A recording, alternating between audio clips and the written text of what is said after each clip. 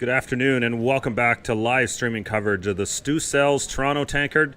My name's Jerry Gertz of Curling Zone, joined by Chelsea Carey for this afternoon's broadcast game. We've got Glenn Howard, the legend, the Wizard of Winter, taking on the youngster, Jason Camm, younger brother of Matt Camm. Plays second for Team Epping, skipping his own team here with Canadian and world champion Matt Hall at third. Hall played with Tyler Tardy for a year. Of course, Cameron Goodkey, this team looking to sort of make their mark and break in here on tour. Welcome, Chelsea. Thank you for having me.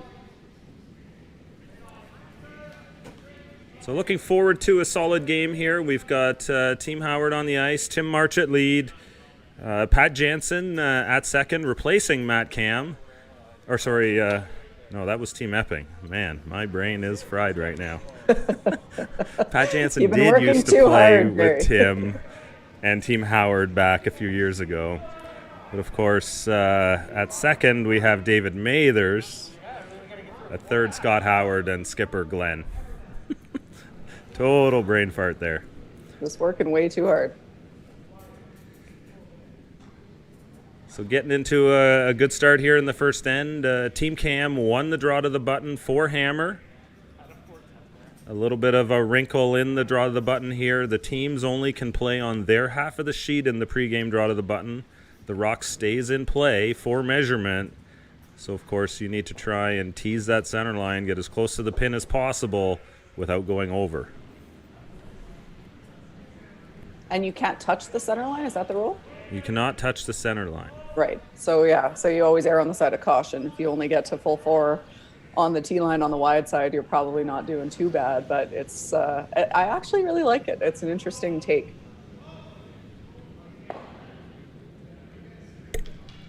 It sort of takes that efficiency, that extreme efficiency out of a team who just hits the pin every time, and then you just need to rethrow. Now you put a little bit of strategy into it at the same time as well. Yeah, and it also takes away, often would take away the measurement, which takes up a lot of time. So when you're trying to put 4 draws on the ice a day or whatever it is, it's to not have every sheet measuring all the time, because when you kick one rock off, like if you can touch the center line, then you never leave that rock in play. Exactly. You take it off and then you have to measure it, and then that adds a whole bunch of time to the process. So it's interesting. I like it. Yeah, so in this situation, we're definitely not recording measurements for that purpose. Typically, you would record these for the hammer tiebreaker, the shootout tiebreaker, should there be ties at the end of the round robin. Again, for COVID rules, we're trying to eliminate every possible interaction point possible, and just trying to decrease any challenges out on the ice. Well, sure, and you have usually, when that's the case, you've got 2 or 3 measuring devices for the whole rink, so you're passing it back and forth between people. I mean, that's a contact point that we don't need to involve as far as risk management goes.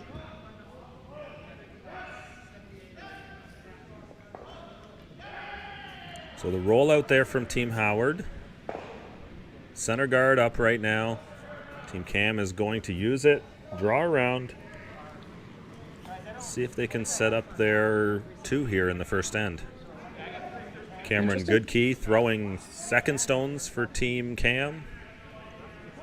Interesting call here, given that they have the hammer. This is pretty early to be going around a center guard. If you have the hammer, you generally would prefer to not be dealing with center guards very much. Yeah, I agree, Chelsea. I think, this is a chance that, if you make a good one, biting the top of the 4, you can set up your end. But again, you're still closing that scoring area and going to make it tough to score a multiple in there. Of course, you do something like this and leave Howard the hit and roll back, now you could be in a bit of trouble in chasing. Yeah, fairly high risk there to go around that guard. I don't dislike it, but it's an interesting call for sure. What do you think about, you don't love that center guard, obviously. I would peel it. I would walk up and peel it in a heartbeat and take my blank in the first end. But the call's not wrong. It's just a matter of how well you make it. And actually with Team Howard now rolling away, this doesn't play badly for Team Camm because now you play a bunch of hit and sticks here and you get your blank out of it anyway. So it kind of seems like it worked out, but I do question the call a little bit I in the think sense of Cam's a pretty really aggressive.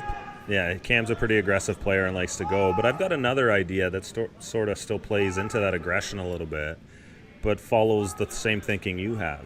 And instead of maybe peeling that center guard, hitting and rolling for a corner is another option. Yeah, I love it because then you, as long as you miss it on the thin side, and if you peel it, it's fine. Yeah.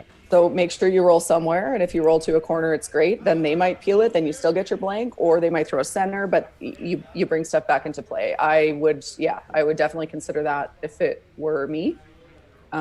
Hit and roll to a corner is awesome. Peel it is perfectly fine. So it's a low risk chance to maybe set up a chance for a deuce.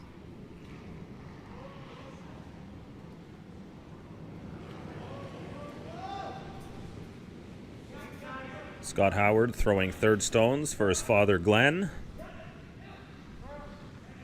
Very cool story there for them to be able to play together. I just think that's awesome. Yeah, it sort of came together a few years ago. The one event that they played together as a back end was the best event they played all year. I think they made the final in Portage when Adam Spencer had to be away for the weekend. And Scott slid into the third position and I think shocked us all and, helped the team get to the final there in a pretty prestigious event.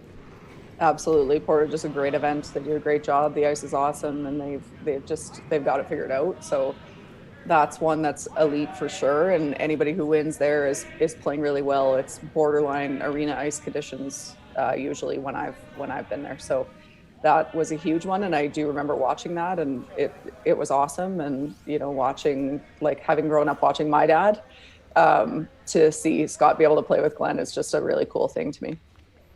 And, of course, Scott took over reins of the team in the Stu Sells Halifax, I think, either later that season or the next year. Glenn was away for that event, and Scott defeated Brad Gushu in the final.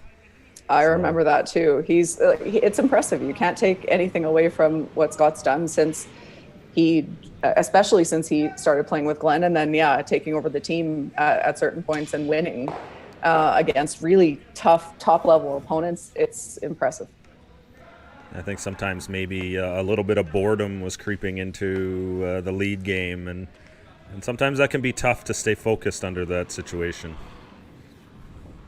I think it's really tough. I respect leads so much because I don't think I would be very good at it in that sense. So it's definitely one of those things, and I think your pride in the sweeping and things has to come into play for you to be good at it. But it's also like, especially with 5-rock rule, lead is so important. And the positioning of those rocks is so key that you need to be dialed. And it's hard to be dialed all the time when that's what you're doing. Yeah, I agree with you. It takes a pretty special character to get in there and make the simple shots great over and over and over again. Absolutely does. And then you also have to shift. So like I'm throwing a guard and I've got a couple feet of margin for error in theory, but then when you're throwing a tick, it's one of the hardest shots in the game. Like that's a hard shot. So you have to switch your mentality too, where you go from not needing to be super precise sometimes to needing to be the most precise, like make a perfect freeze, make a perfect tick. Those are hard shots. So going back and forth is tough too.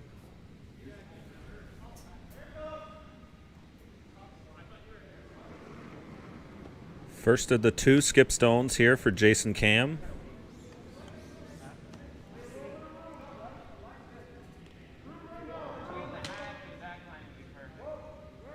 Definitely see some similarities in the slide. He looks an awful lot like Matt when he throws that rock.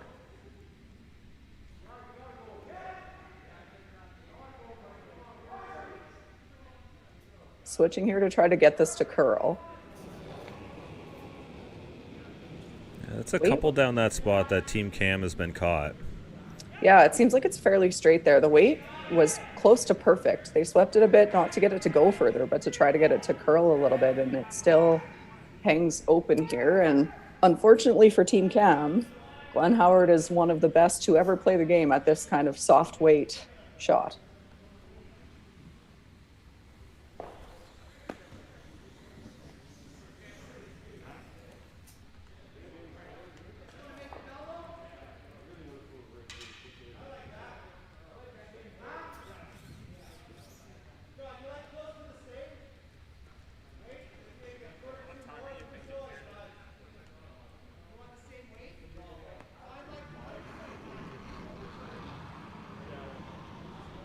of the few players we see still using a little backswing.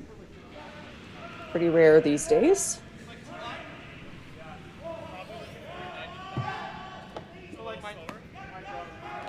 Glenn Howard just continues to truck along in the game.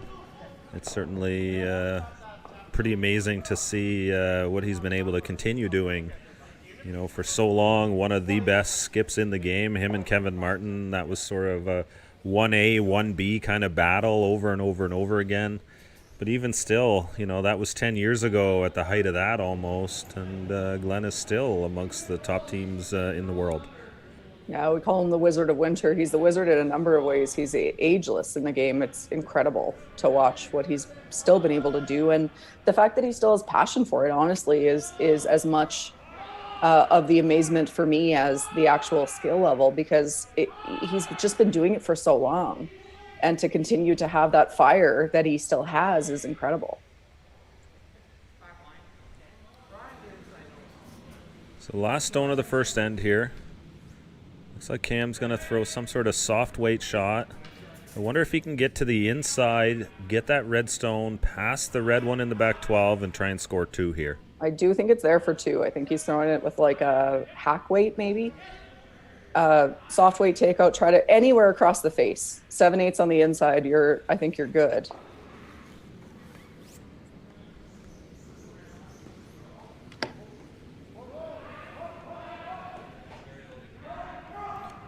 Last stone here of the first end. This one running a little straight too on the curl side.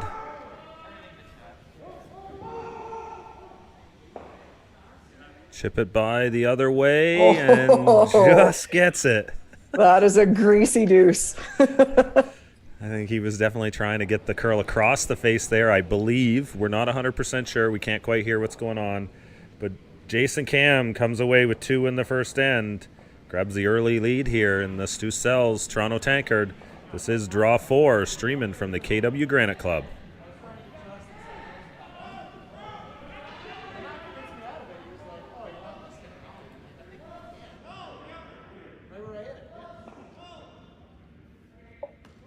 When I sweep with the Gold Line Fiber Light, I feel like I'm sweeping on TV.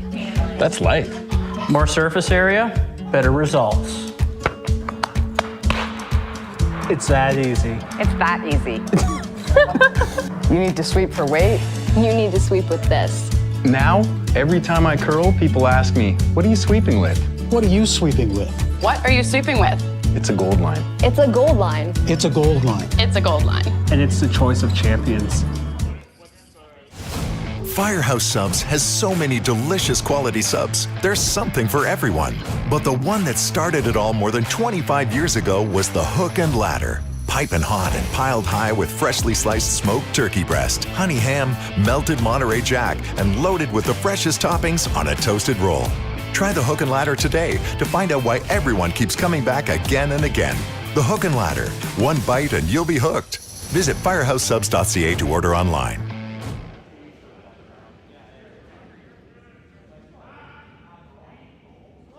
Glenn Howard here. I'm a proud beer store manager, one of 7,000 hardworking employees. There's been a lot of talk lately about putting beer in the corner stores. So let's talk about the beer store. We keep prices down with our efficient distribution system. We check IDs, keeping beer out of the hands of minors. We take back and recycle 87% of beer containers sold in Ontario. And we love what we do. I'm proud to say when it comes to selling beer, the beer store does it the best.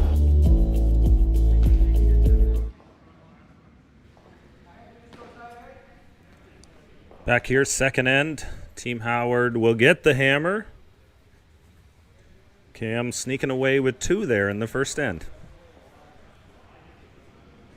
Yeah, maybe not quite the way they drew it up, but there's no pictures on the scoreboard. So they'll take that deuce any way they can get it. Really good heads-up line call on that shot to manage to get it past the back one and not jam and save the shooter. So impressive regardless. That's sort of how it goes, right? You got to take take what the ice gives you. If you don't quite get the reaction early, be ready to make the audible call. Yeah, I think that's a lot of what separates elite teams from maybe the teams trying to get there is just, I mean, once the rock is thrown, you can't change how it was thrown, but you can manage it effectively. So do the best you can, get the most you can out of that rock, regardless of the fact that it was maybe thrown a little inside, a little outside, whatever. But there's still management involved there. So like communication is the key there from the thrower, the sweepers, and the person in the house, the line caller, to get the most you can out of every rock that's thrown, regardless of how it's thrown.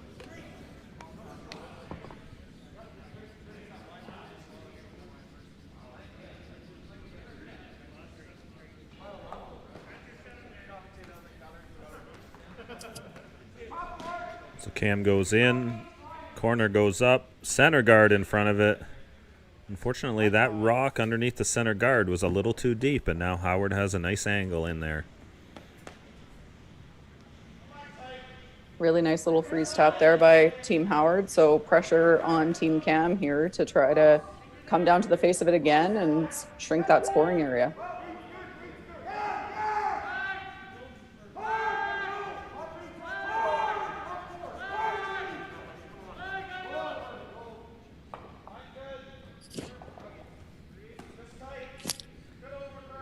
Really interesting point from a viewer at home about that shot in the first end. You know, the thought that you can't sweep as the opposing team in that scenario. Again, we're not 100% certain if the call was the outside roll there, but when you know the opponent can't sweep now, maybe you take that shot on a little bit more. Yeah, it's true. That changes the game a bit. I mean, I don't know how much you're necessarily doing behind the tee line. It's not like you don't have that much space, but we like to think we're doing a lot, don't we? I mean, I like to think I am. So, and sometimes a quarter inch, an eighth of an inch can matter. So it's an interesting one, and I do struggle to, like, I watch them not sweep it when a draw is coming in. It would kill me to do that. And I remember doing that at Worlds when we were in 2016. I call it the year of the brooms, Broomgate, whatever you want to call it. We had at Worlds, they changed, the rules were different at Worlds than they were at the Canadian Championship. So at the start of the game, we had 4 fresh broom heads, like the carving heads. And so I would start with a fresh one, and then about 3 ends in, I would switch it out to one of my teammates, and we would keep rotating like that so that we had as fresh a head as we could for one of the sweepers and a dull one for the other sweeper to try to maximize our ability to carve. And so because of that, I had the brand new fresh head. So for the first somewhere between 3 and 6 ends, I wouldn't touch a rock behind the tee line because I was going to dull the head. And it was so hard to do. You watch a rock come in and I have to just stare at it and I can't go sweep it. And like, I mean, I'm not a good sweeper. I'm probably slowing it down, but it's just, it's and hard. And that's mentally. the other thing about Broomgate year 2. We did learn that brushes slowed stones downs at the same time. You could, yeah. But if you selected the right way, then that wasn't necessarily the case. So we spent a lot of time figuring that out with the angles and stuff. But so I felt like I wasn't slowing it down because of bad sweeping angle. I might have been slowing it down because I'm a bad sweeper. But it was really tough to do. And so now you're seeing the same thing where you have to sit back and watch this rock, and it's like it's sliding through the house. In the previous event when I was on the call, there was a draw for 2 that was like paint for 2. And the sweepers didn't touch it the whole way down. And then the other team had to stand there and watch it while it stopped in the back of the 12-foot. And I can't even imagine how hard that was. My skin was crawling just watching it, wanting to jump up there and sweep it.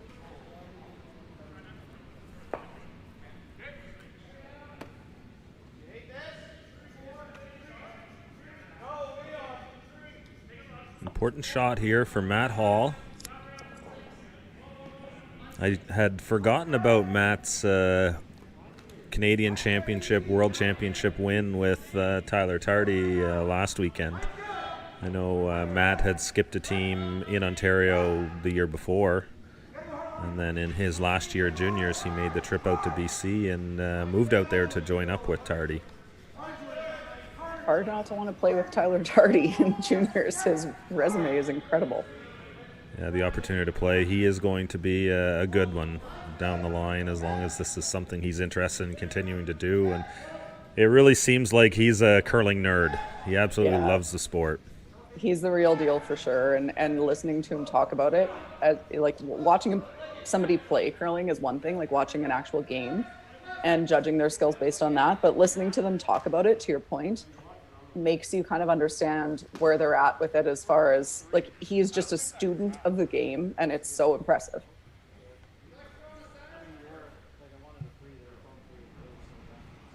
As a self-professed curling nerd, I appreciate it.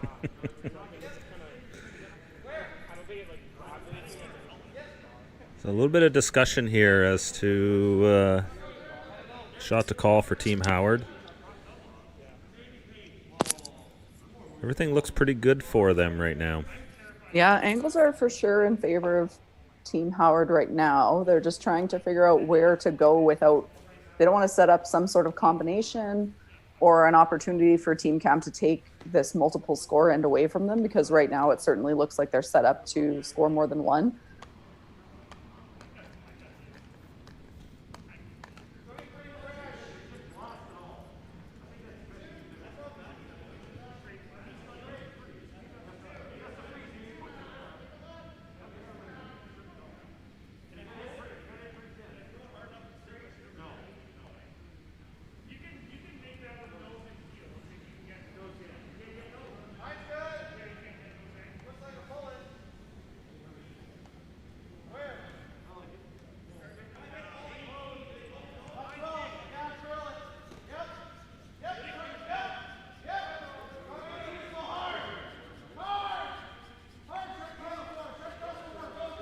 Looks like they're trying to play a double here on these top two yellows.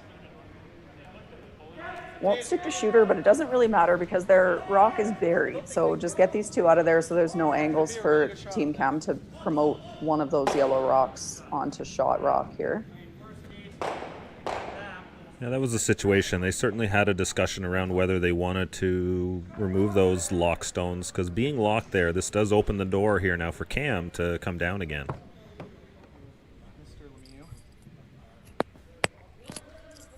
Absolutely, but I think the thing for Team Howard, the reason why they played that, Team Camm can come down here again, but they won't be shot.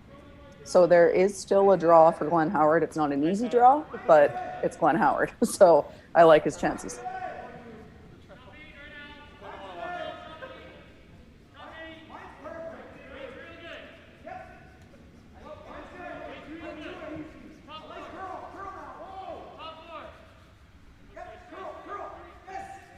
Really nice weight here from Matt Hall. Couldn't make that much better.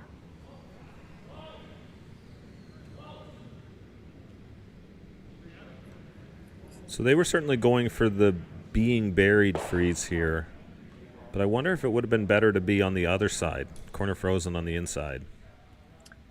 Yeah, I think the challenge with on the other side is if you ever under curl it a tiny bit, you leave Glenn Howard a nose hit to sit maybe three. Well, it might be first and third. I'm not sure where that back one is, but yeah, that's the risk, is if you stay on the high side, then he could get by it on the inside and maybe remove both yellows. So and then that brings that red one in the back into counting as well, right? Right, like you're two up. So I think for Team Camm, the thinking is you make the freeze. If he makes the draw for two, then he can have two. If not, he's forced. But even if he makes it, you're still tied with the hammer. Yeah, in this situation now here too, you can kind of think the same thing, try and corner freeze on that red one that's biting the side of the button. If you come deep, go by it. Now you can come to the back one and you outcount the top one at the same time there. And your two yellows are still outcounting the top as well. So again, it's still the safety for two versus, trying to get the perfect freeze and maybe get a force at the risk of giving up three. Yeah, you'd love the force, but you can't risk giving up three. So whatever you can do to make him make a hard shot for two, and then if he makes it, fine, because you're still tied, and not run the risk of giving up a three. It actually looks like they might be throwing a guard here, because those angles are actually really good for Team Howard. So now if you don't guard this, or if you don't get a rock in there somewhere, Glenn Howard can probably come down with a sort of a solid bumper kind of weight or board, because we're in Ontario, so I should say it that way, you might be able to sit 3 or 4.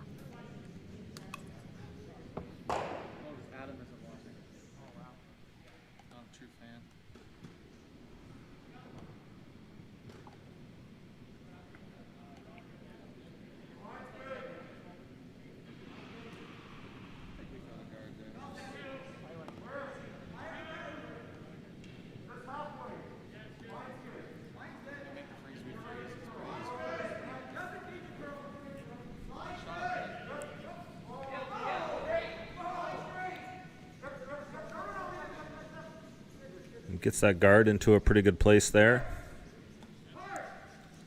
No double on the 2 yellows. I think that's the key here. You don't want to give Glenn an easy shot to open everything up there. Yeah, absolutely. You're just trying to block this, make this draw as hard as possible for him. It's going to be there regardless, but don't leave him a combo hit on that top red rock in the top of the 8 foot. There is all that Jason Camm was trying to accomplish.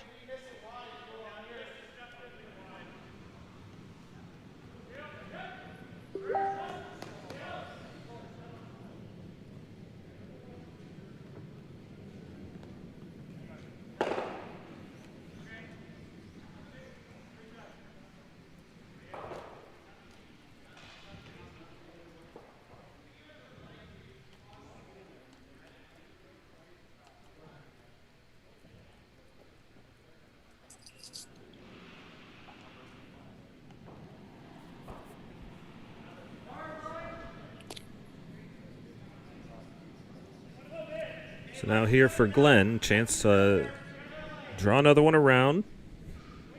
Try and sit 2 under cover.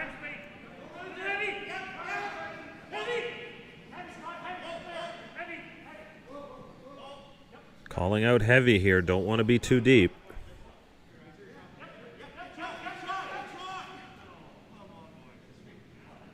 That looks like a pretty good placement.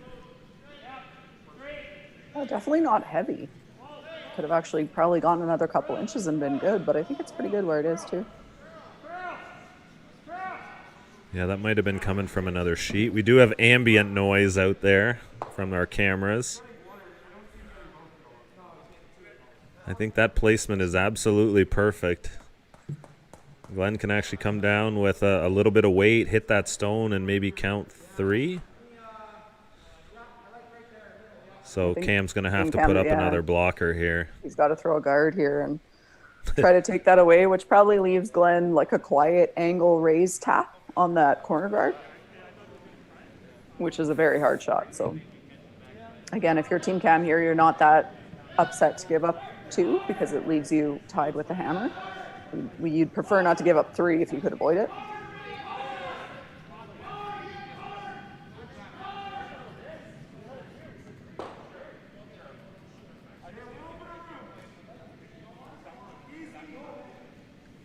Shout out to Dora watching from Tuktoyaktuk.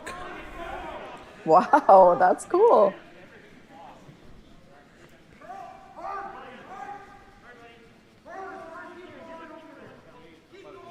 Trying to get this to curl a little bit.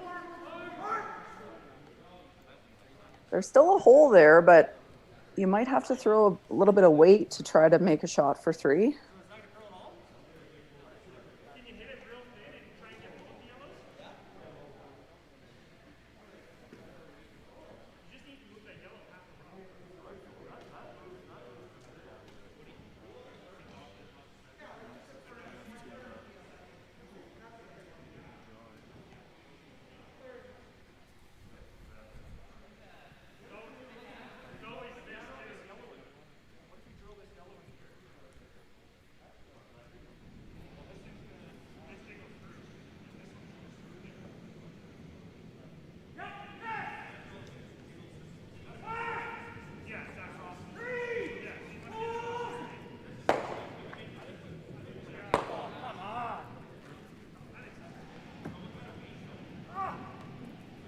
Probably make this with sort of a solid backline, light hack kind of weight.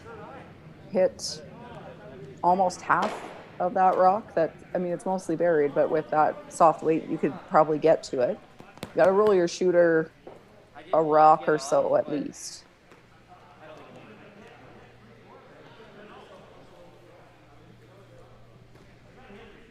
It's a bit of a free roll here. It looks like they can throw some shots in here and probably not hurt themselves. I think it's hard to hurt yourself. Are we sure that red is sitting 2? Because I actually think that back yellow might be second shot. Yeah, you might be right, actually. Take a closer look at that. Then there's almost no risk, because if you get through by the guards, even if you just clip that top red onto the shot rock and kill that back yellow, you're getting 2. If you're not already sitting 2, I think that's a shot. And again, I mentioned it on the first one. Glenn Howard is maybe the best curler ever at these kind of shots. Put him in the conversation with a David Nedowin, but these soft touch sort of hack bumper weight, board weight. Sorry, I keep forgetting. Shots is definitely. The stream does go outside of Ontario. We're okay. I know, Chelsea. but the event is in Ontario, so I feel like I should use the Ontario terminology.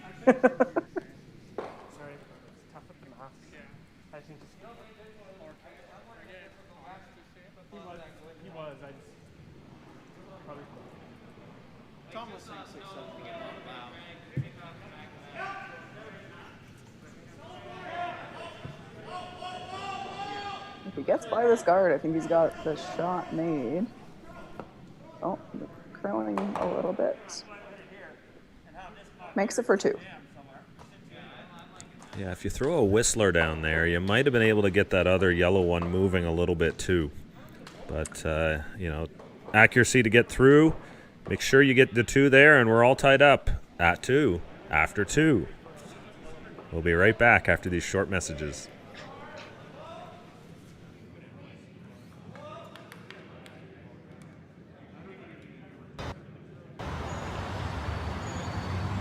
Hi. Hi. Hi. I'm Sean Chang. My name is Chris. Hi, I'm Phil Hanna. And I'm an RBC mortgage specialist. I can meet you where you work, where you live, or halfway across town. Unia Mortgage Specialist. You can find us anywhere, from here To here. And even way over here.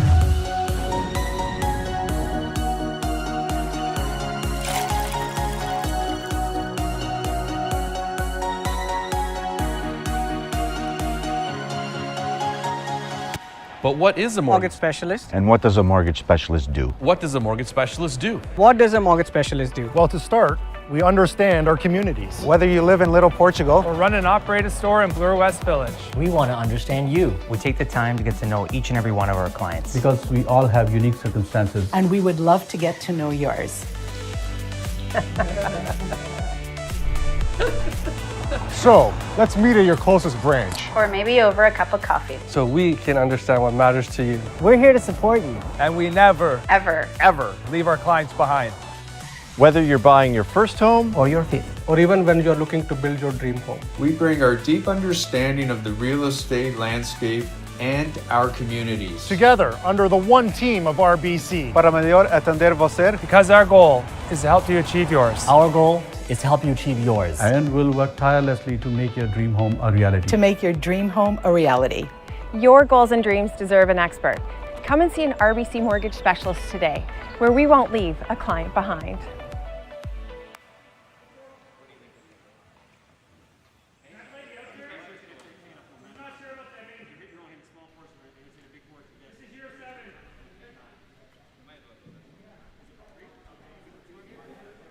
Back here inside the KW Granite Club in Kitchener-Waterloo, Ontario.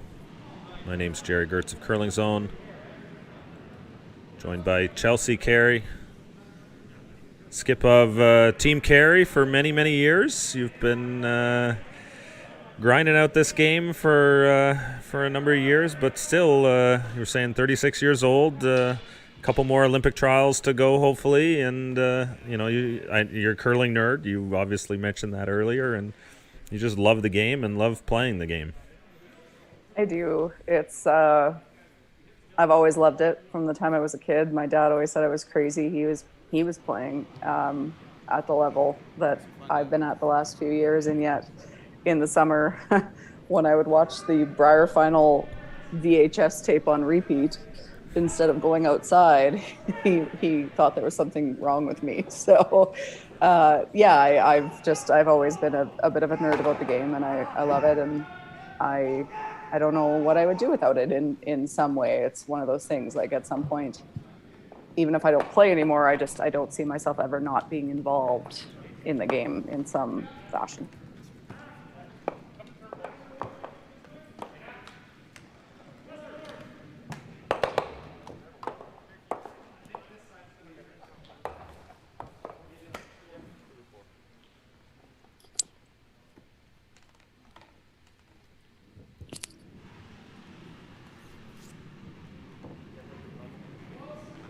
So Glenn Howard gets 2 back in the second. Playing third end here now. David Mathers throwing second stones for Team Howard.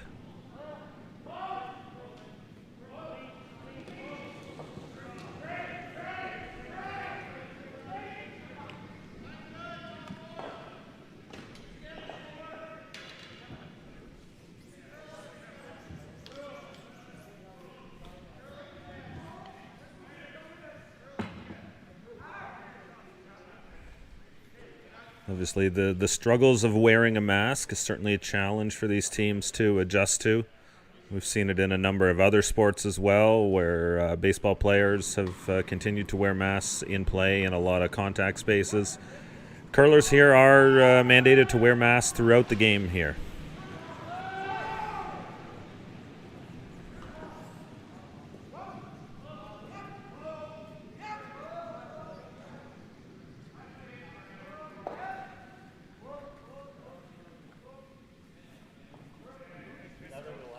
Trying to get around that center guard. Result there, yeah, that was worked out really well for Team Howard, and not well at all for Team Camm.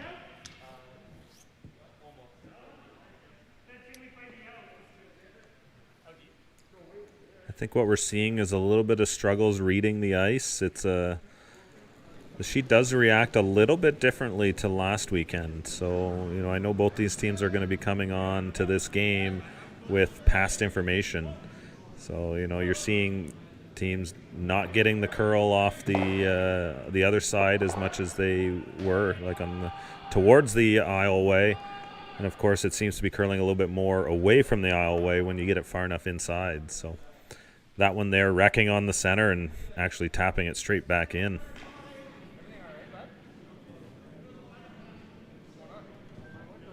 Throwing a guard here for Team Howard. They're sitting 3 in the forefoot. Only one of them is above the tee line, so not the best positioning, but not bad. And considering how this end has gone, you're pretty happy to guard this up and make Team Camm throw a couple peels here. Scott Howard switching to make this curl. So interesting thing about the one sweeper that we're seeing is, as I mentioned, I remember last weekend, a lot of the players, especially the men, are sweeping on a slider now instead of on 2 grippers, because it makes it easier to switch sides. But that's what you're having to do, because only one sweeper is allowed to sweep. It's not like, so normally what we would see happen there is we'd say, whoa, Scott, Dave go, because he's on the curl side. But now you're not allowed to do that. So now Scott is responsible for switching sides to make it curl, when typically he would drop off and let the other sweeper sweep that to get that finish. So it's definitely changing the game for sweepers. It's actually, like, anyone who's played mixed doubles, I think, is at a significant advantage, because you always only have one sweeper. So you've had to learn to swing back and forth between the 2 sides.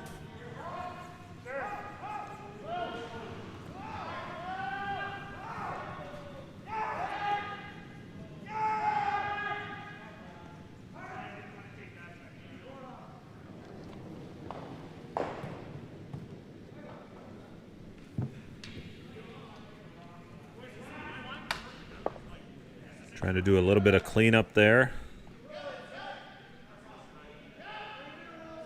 A little bit of self-inflicted pain here by Team Camm. Yeah, it doesn't take much against a team like Glenn Howard. A couple misses will do that to you.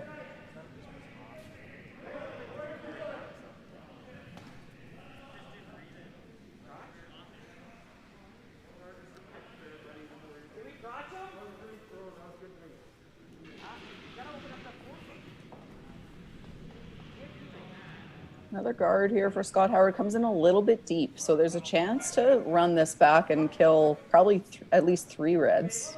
I don't think you can get 4, but 3 will go. You may be Basically able to right hit on this. the nose. Yeah, you may be able to hit this kick underneath the corner guard as well.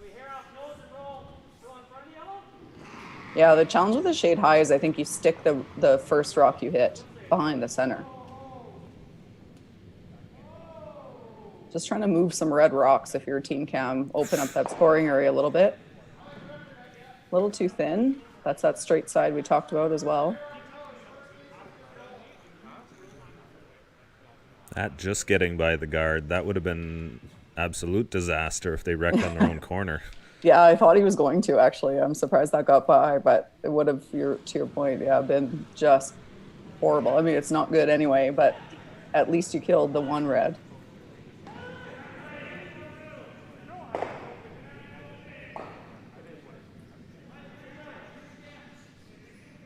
Just a little loss of focus here, but from the Camm team. It's all it takes for in a game against a team like Team Howard. You know, you feel good giving up 2 that last end, not so bad. You get the hammer back, and then Team Howard comes out and puts the pressure on you.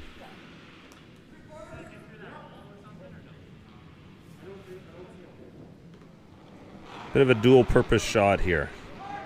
If you can run this back, you sort of open it up, you peel the middle.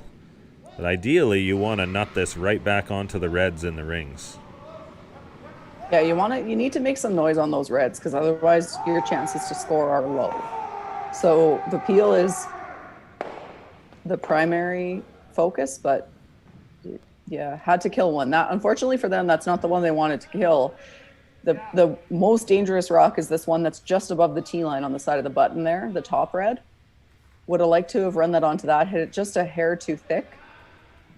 How much weight?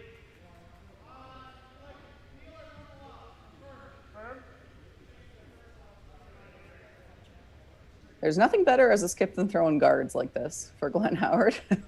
I love that shot. It's my favorite.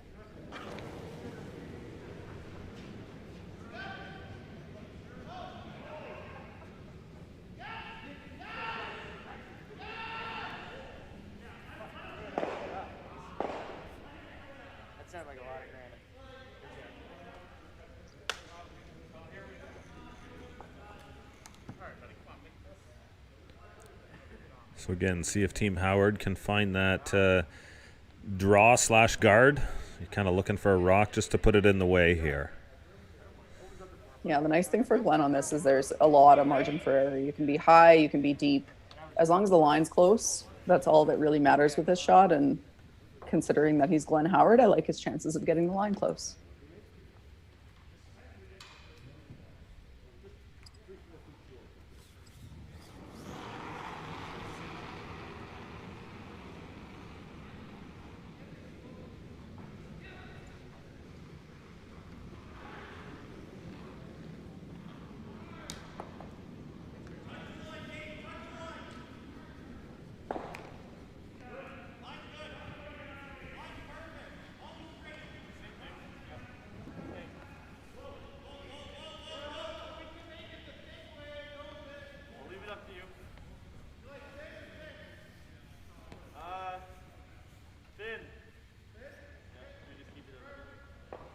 There may still be a hole there. Yeah, overcurled a tiny bit for him. You saw David Mathers on it fairly early to try to hold the line. I do think it overcurled, but that is a very small hole.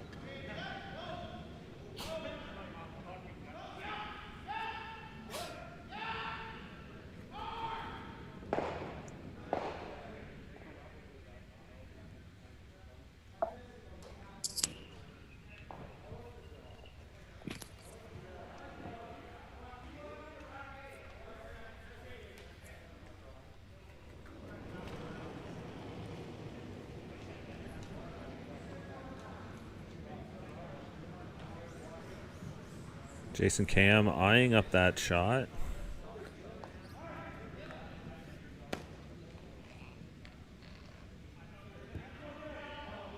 This is a real tough shot. You got to be absolutely perfect with that weight to hit that line. You could They're gonna consider talk playing about it. appeal here too. Yeah, I think that this is worth a discussion. This is an all or nothing shot, and if you don't make it, you're probably giving up a steal of 2. If you peel and make him throw it again, you probably still have to make a similar shot on your last one, but then you might be able to score. I'm just a little concerned that if you don't make the draw right now. They're looking at a bit of a combo here. Double peel Yeah. those 2 reds. I It like might that. come across, clip that yellow, spin it into the rings somewhere, and then it opens up that pair like you were talking about. Exactly. So you, again, the objective A is to kill those 2 guards. Whatever happens on the side is kind of a bonus, but it could spill a yellow in. And then it makes Glenn Howard have to make a really good guard. And even if he makes it, you've got a bigger hole than you have right now to come through to score your single point.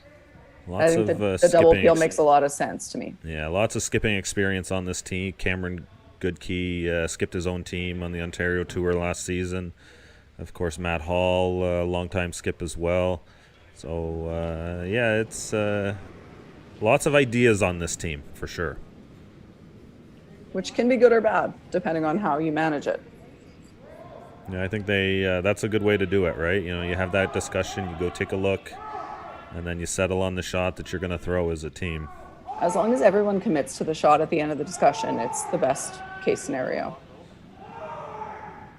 Oh, just rubs the front. Just a feather rub.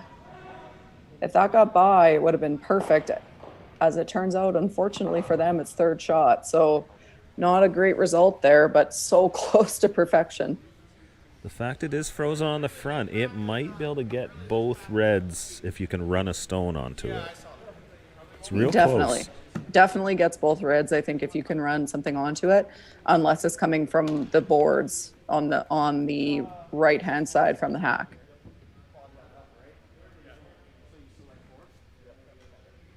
It's that rock that you see almost side by side with that red stone out front that Camm could run in right now.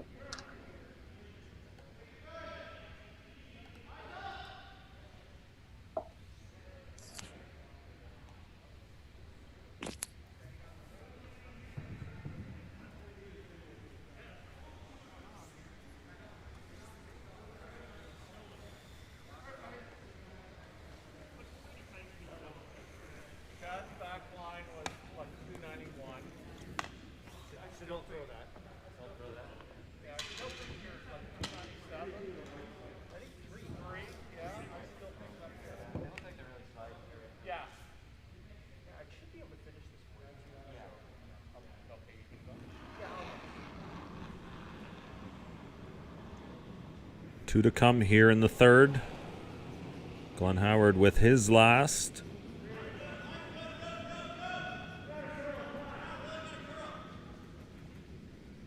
Trying to throw up a high guard here to protect that run. Again, we're seeing the switch here back and forth from Tim March. Got to get this over the hog line, though. Oof.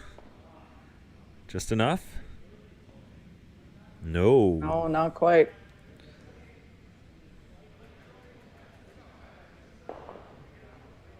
All right, so now for Team Camm, that hole is there again to try and score a single. Or the run to maybe get 2. That hole is so hard to get 1 that I think I'm looking at a run if it's me. Yeah, it's the kind of thing that run probably gets you 1 some of the time as well.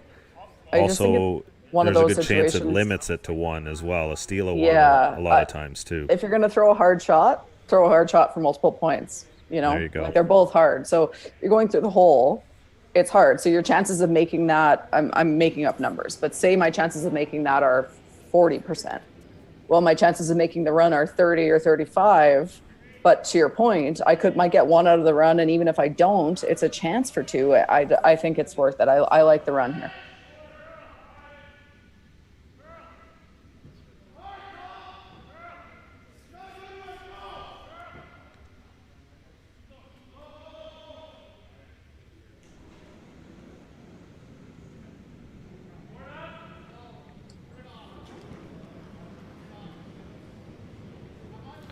Last stone of the third end, Jason Camm. Angle run. It's got to be close. Oh, just hit the outside stone a hair first. Yeah, I kind of caught both at the same time. I think that angle was not far off, but because of the way those rocks were lined up on the side, just killed him to get that outside one. Took all the momentum out of it. Team Howard will steal two here in the third end. Leads 4-2 over Team Camm here at the Stu Sells Toronto Tankard. We're streaming live from the KW Granite Club in Kitchener-Waterloo, Ontario. We'll be right back after this short message.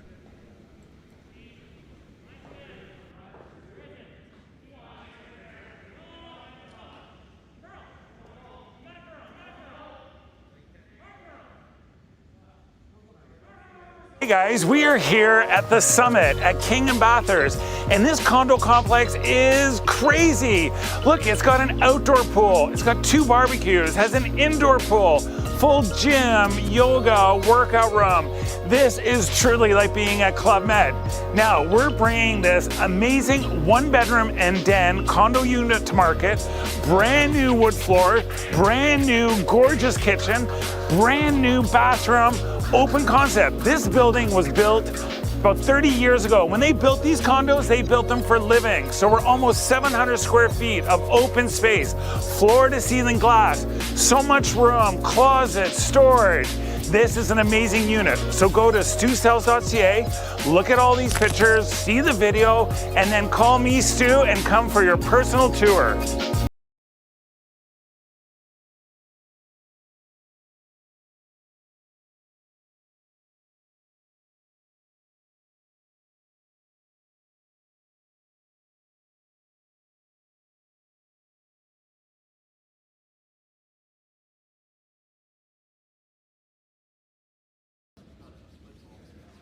You got it. What does it take to have the safest roads in North America year after year? Is it responsible sales, service, behavior? Is it effective legislation, enforcement, campaigning? Ontario's roads, safer for all of us. Thanks for playing your part.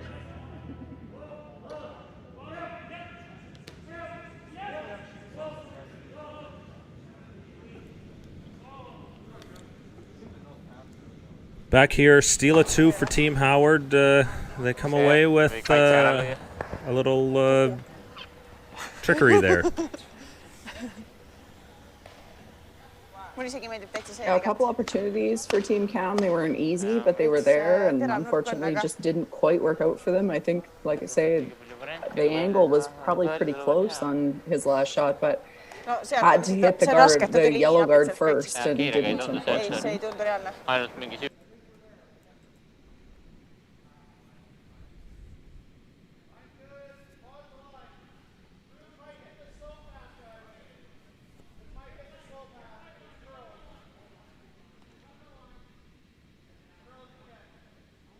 I think that was probably supposed to be a corner guard. Unfortunately for them, it'll slip into the house. So for Glenn Howard, not taking a lot of risk here, just basically hit everything yellow in sight as much as you can. I'm not sure what happened to that other Howard stone in play there in the rings.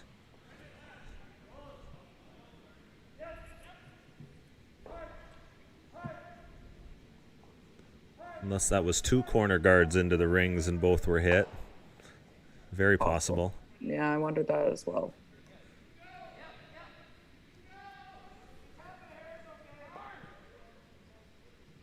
So for Team Camm, certainly a challenge to score 2 without corner guards up. Just going to use the red Howard stone in the center.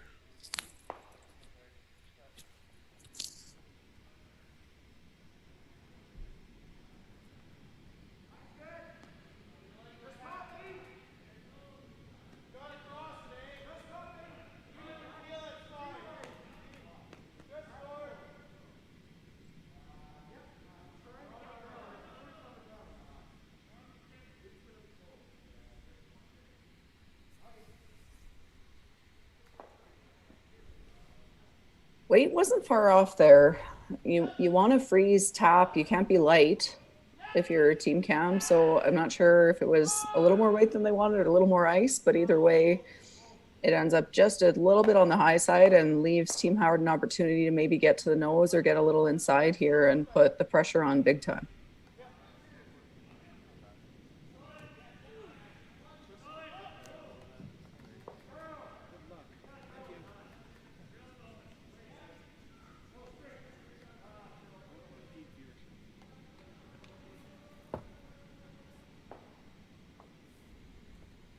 That's that straight side again. We talked about it earlier today, and it's still relevant that coming away from that walkway seems to be very, very straight. So a little fooled there. Could have hit that on the nose and killed both. That would have been pretty good, but unfortunately for Team Howard, hits it on the high side, and now this is a big opportunity for Team Camm. If you freeze this again, it doesn't look like you're in trouble, but you are, because anything coming back into the house then will leave Team Camm sitting too.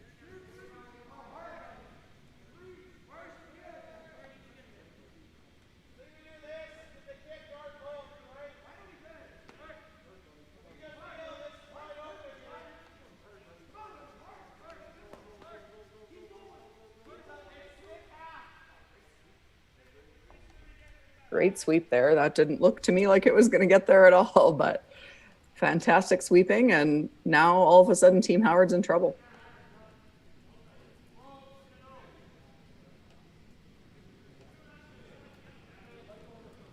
Looking for the run back here from Scott. If you peel the guard, it's not bad. Love to make noise. You might leave them Team Camm sitting too, but that's okay right now. That's a better situation than what you've got, because you can probably make a double at some point.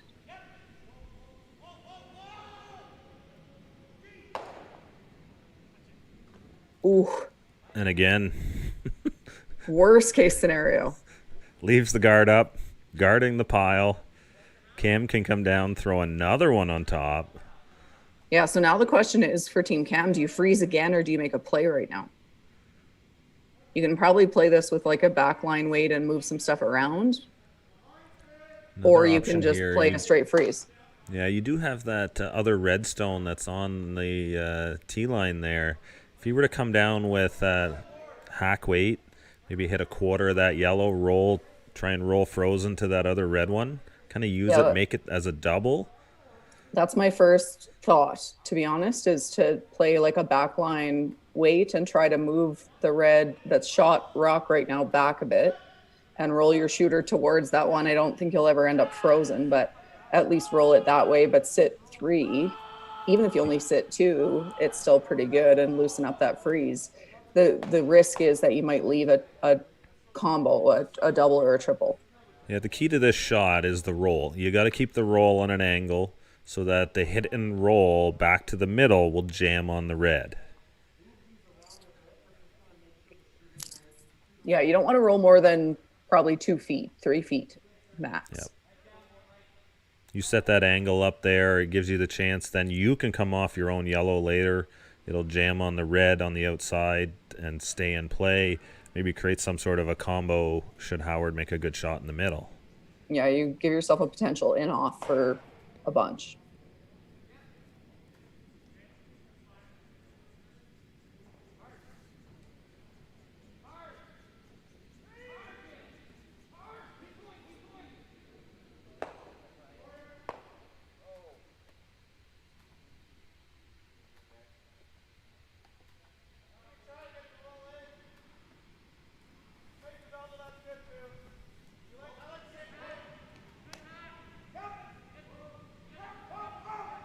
Real nice weight here from Matt Hall.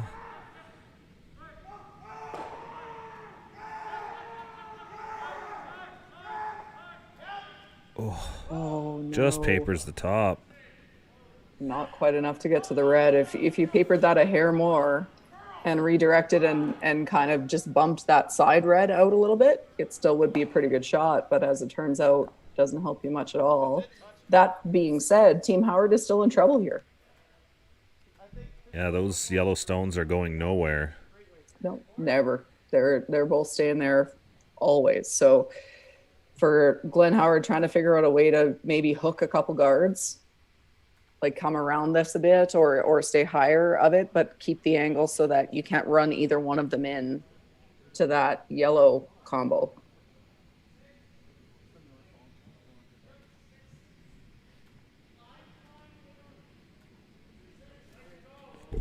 Scott Howard's going to come have a conversation.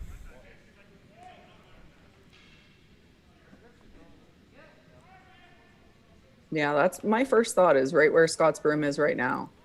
Throw a tight guard, even top 12, and just try to hook it around that long guard so that if they're going to make anything onto those yellows, it's a double run. Makes it a little bit tougher for Team Camm. The thing is Camm does have the pick around the other side. Hack weight, hit what he can see off the line, and he should be able to remove the red shot stone. 100%. At this point for Glenn Howard, though, it's just about making him throw the hardest shot you can make him throw, and that's a hard shot. So I think you have to take away any sort of run combination on this side. And if you have to leave him, I mean, if he gets a chance to throw another guard on that side, for sure, he'd take it away because the pick is definitely there. But you're trying to minimize the damage here as much as possible and make him throw the hardest shot he can for multiple points.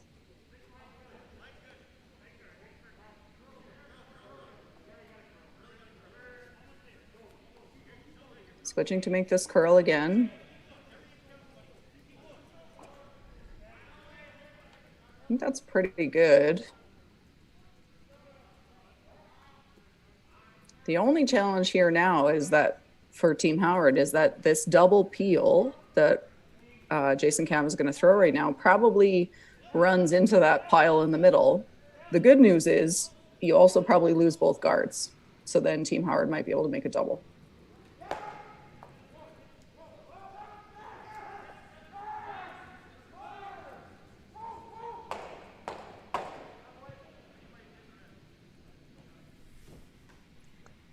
A little lucky there where that red rock ended up. I don't think both yellows ever go.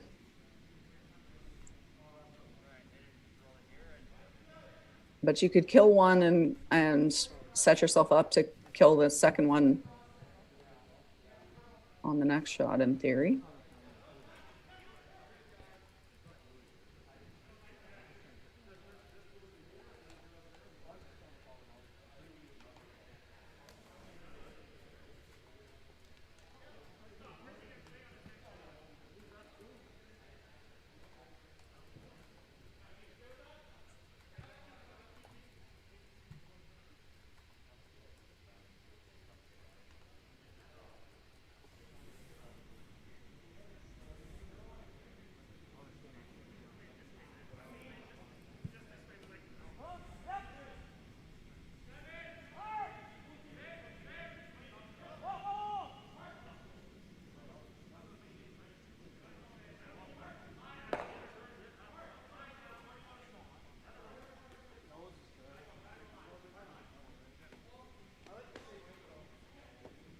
I think this conversation is basically about where you want the shooter to roll. You're always going to make a play on this. You've got to kill the back yellow. And then it's a matter of where you want to leave that shooter. Do you want to stick it on the nose? Do you want to roll it to the side? I think that's mostly what they're discussing right now.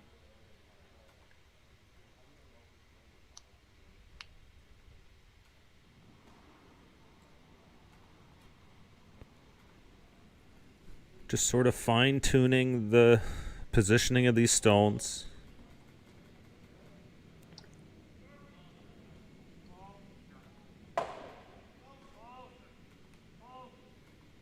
Again, does get caught a little bit there again on that straight side.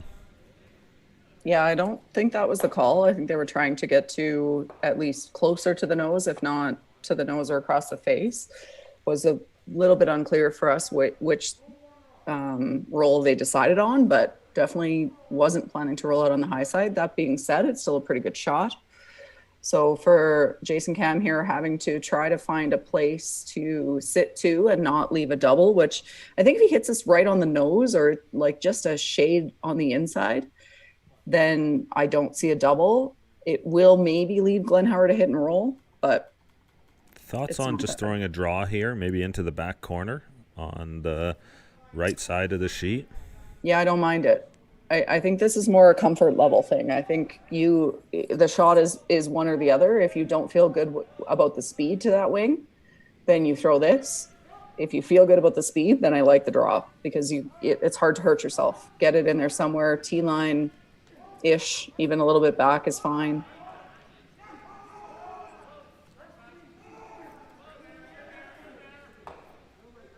Really well thrown shot there.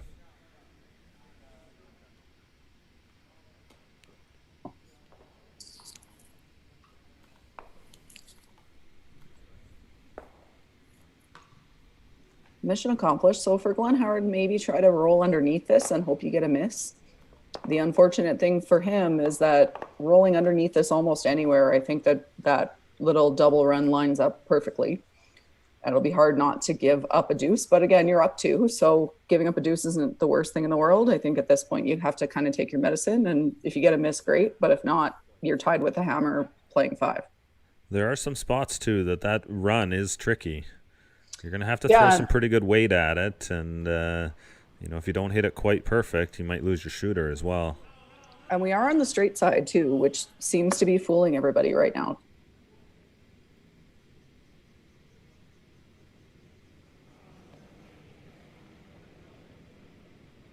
And again, same thing here. Does make contact. So that will leave Jason Camm the draw for 2 to get back to even here after 4 ends.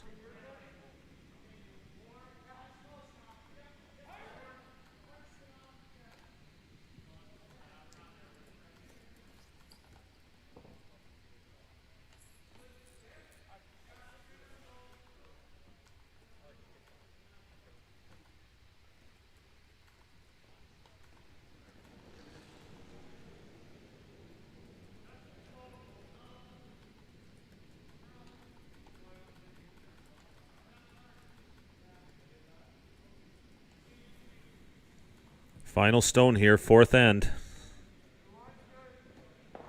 Jason Camm with the draw.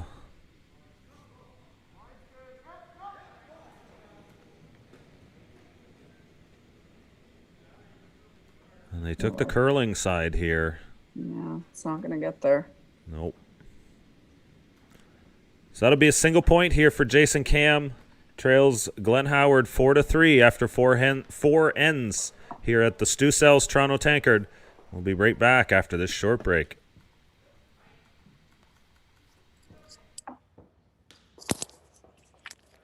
No matter what speed you're comfortable with, the G50 line has a shoe for you. That's comfortable and stylish. When it was time to get his first pair of curling shoes, we went with Goal Line. Now it's time for the G50. Looks great, but it grips better than anything. Man, this is a light curling shoe. These remind me of why I like to play the game. This is actually the most comfortable curling shoe I have ever owned. It's a Gold Line. It's a Gold Line. It's a Gold Line. And it's the choice of champions. Firehouse Subs has so many delicious quality subs. There's something for everyone. But the one that started it all more than 25 years ago was the Hook and Ladder. Piping hot and piled high with freshly sliced smoked turkey breast, honey ham, melted Monterey Jack, and loaded with the freshest toppings on a toasted roll. Try the Hook and Ladder today to find out why everyone keeps coming back again and again. The Hook and Ladder. One bite and you'll be hooked. Visit firehousesubs.ca to order online.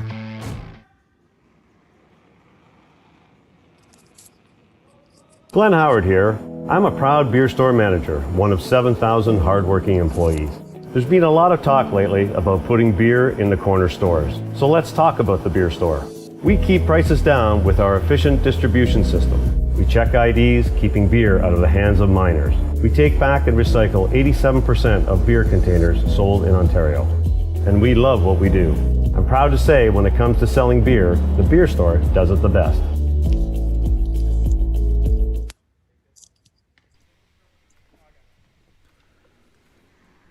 Missed opportunity there for Team Camm.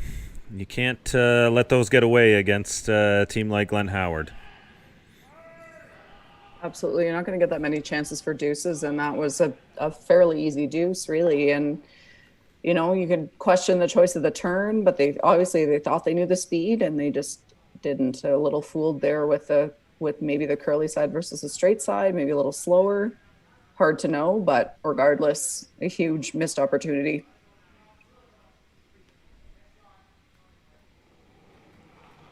So now Camm without hammer here in the 5th, down 1. They're going to have to get pretty aggressive and try and force the issue here.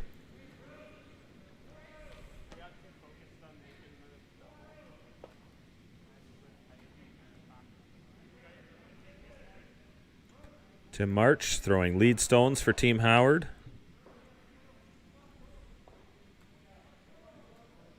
Yeah, to be honest, I'm a little surprised that there isn't.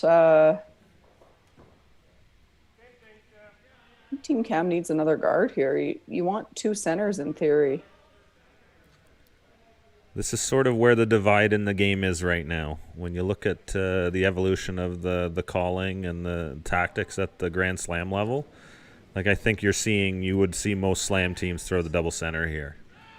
You have to.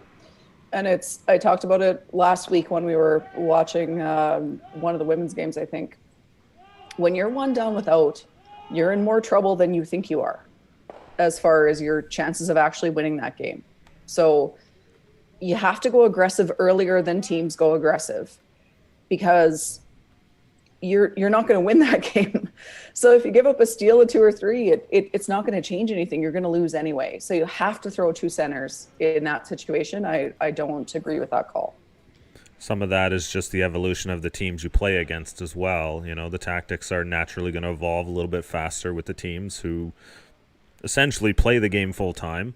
And then as teams play those teams, you know, you're going to react in the same kind of way. You're going to see this. And you look at this scenario here. Team Camm attempted the run back using their own center, and now they've rolled for a corner for Glenn Howard, and Howard is in total driver's seat here. He's got the beer truck out for deliveries, looking to pick up a pair here. Yeah, it's looking really good for Glenn Howard with almost no risk. So that's the best case scenario for Team Howard and the worst case scenario for Team Camm. So that's why one center and then playing a run back that early. I think you're being too defensive. I think they're being too defensive, given the scoreboard. I know you're only down 1, but down 1 without and down 1 with are 2 completely different situations. So Howard just trying to break up that pile on the 4-foot. Didn't really like the way those 2 stones were angled.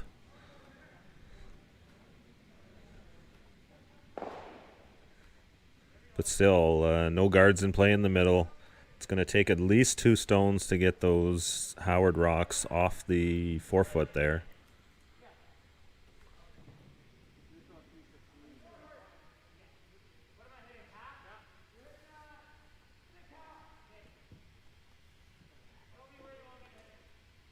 Looks like he's throwing some weight at this, or maybe going around the corner. I'm not sure what the call is.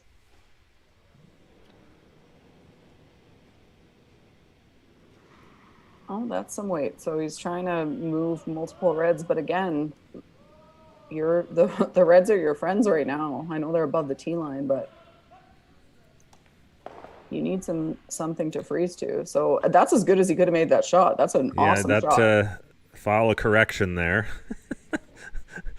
Nice shot there from, I believe that's Cameron Goodkeith still throwing. But at the same time, it doesn't really help you. That's my question about the strategy. Like, that's an incredible triple that he just made. And yet you're still, you're never stealing one. I guess you could play the force at this point, but it's looking like a blank to me for Glenn Howard, which if you're Team Camm, you don't want. Yeah, Glenn Howard's calling David Mathers to hit the stone in the back. And, at some point, Howard may consider going around that corner for a super low risk, too. Like, if you're the team with hammer at any time in the game, you love this kind of a setup.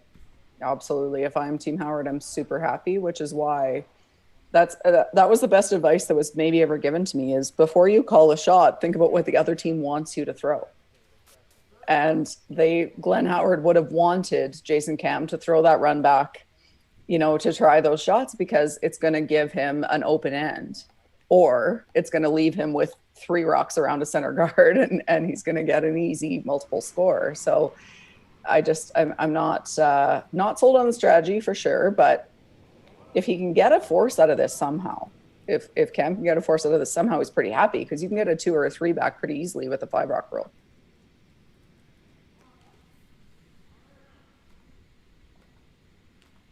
That's again, here we go, caught on the straight side.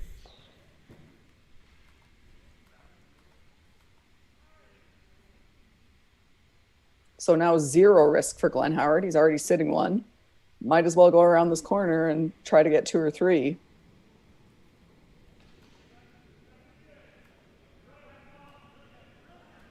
Just a little loss of concentration there, I think, for Matt Hall. Sometimes those simple shots that we talk about that you have to go out and make, and you have to go out and make them well, especially in games like this. I do think we're seeing the ice, to me, doesn't look that different from like what the skips are giving them for ice on one side versus the other, and one is significantly straighter. So maybe human error as far as the thrower goes, but I also think maybe a little bit too much ice. You need to tighten that ice on the straight side, but it doesn't seem like we know that the straight side is the straight side.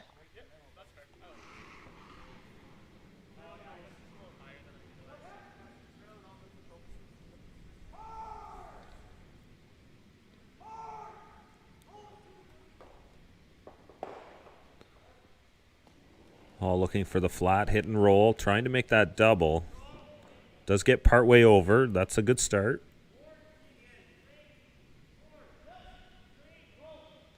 Yeah, unfortunately, it's still wide open, more than wide open, because Glenn Howard is playing the turn where the guard would be in the way if it were buried. And if he rolls anywhere to the center line side, there's definitely not going to be a double. So then Team Camm is going to have a decision to make, because you're giving up multiple points right now.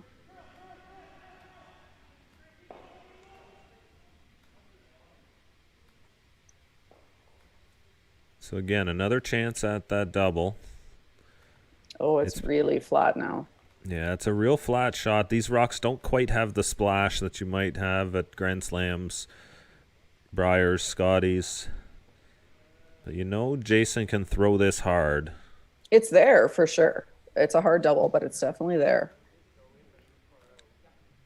Do you go for it here, Chelsea, or do you kind of play for the safety a little bit with the roll over beside it?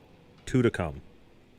I think for me, I don't know that I can throw it hard enough to make this shot. I think I'd be close, but I would at least consider the freeze on the center line rock. As long as you stay on the corner guard side of it, then it should line up to go into the side rock. So you're not necessarily trying for multiple points. If you get a break, you might get them, but at least it might leave you a blank or an easy shot for 1. Hits this, rolls out.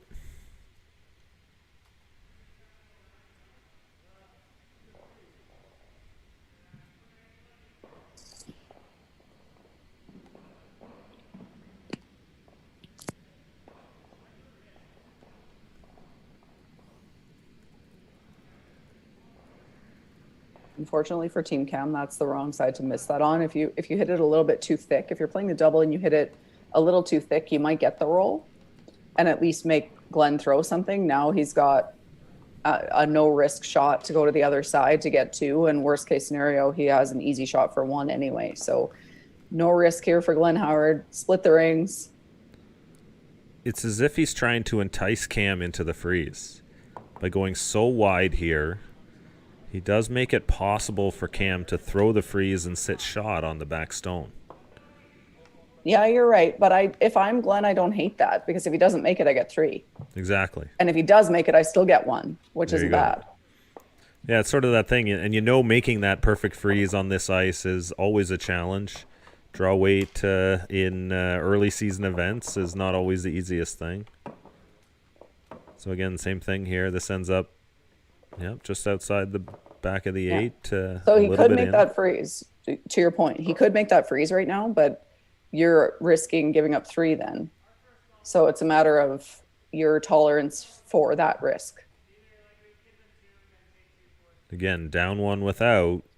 You're probably in this situation in the game about 20 to 23% to win.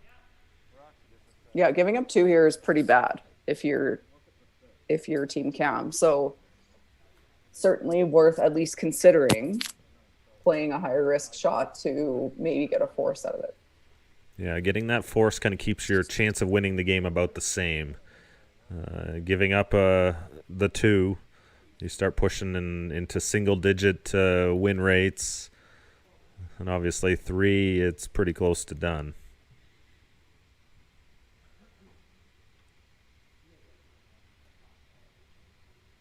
So big shot here for Jason Camm. His last of the 5th end. Howard has 1 to come with hammer here.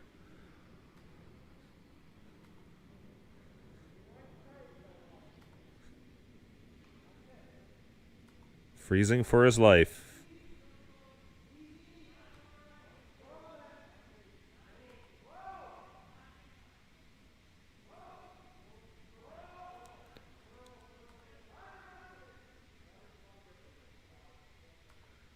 Just a hair bit heavy.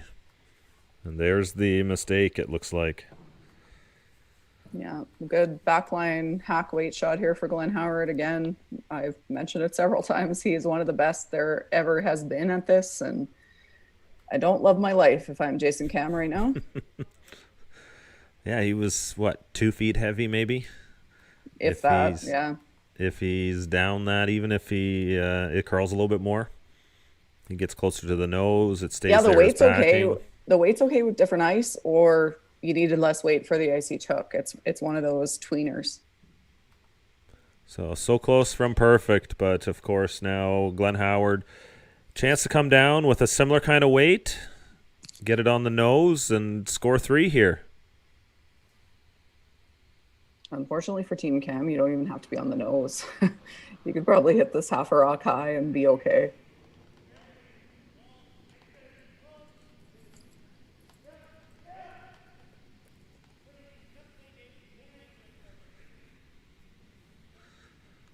Mather's brushing this in.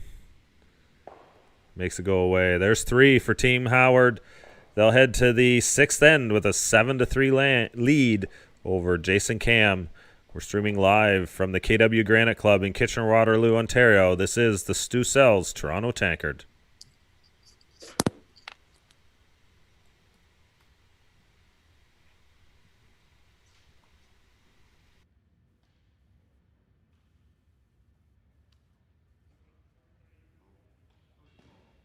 Hey guys, I'm so excited about our new listing for the Stu Sells team.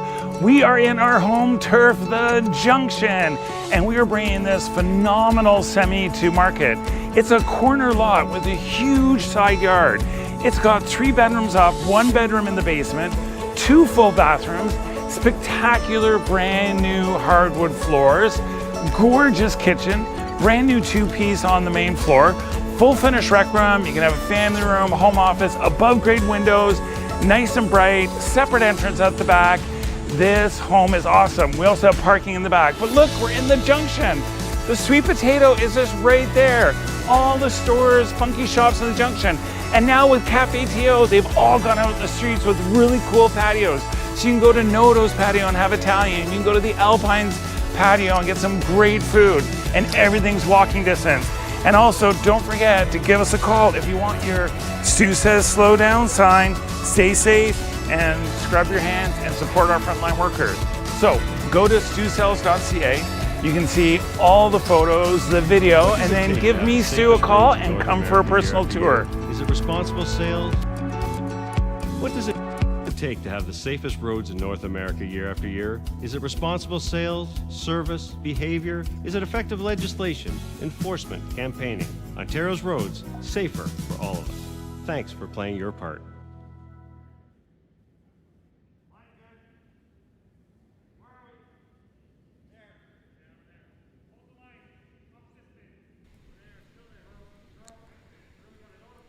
Back here with the 6th end. A big 3-point score for Team Howard. We just saw what 5-rock offense with the hammer really looks like.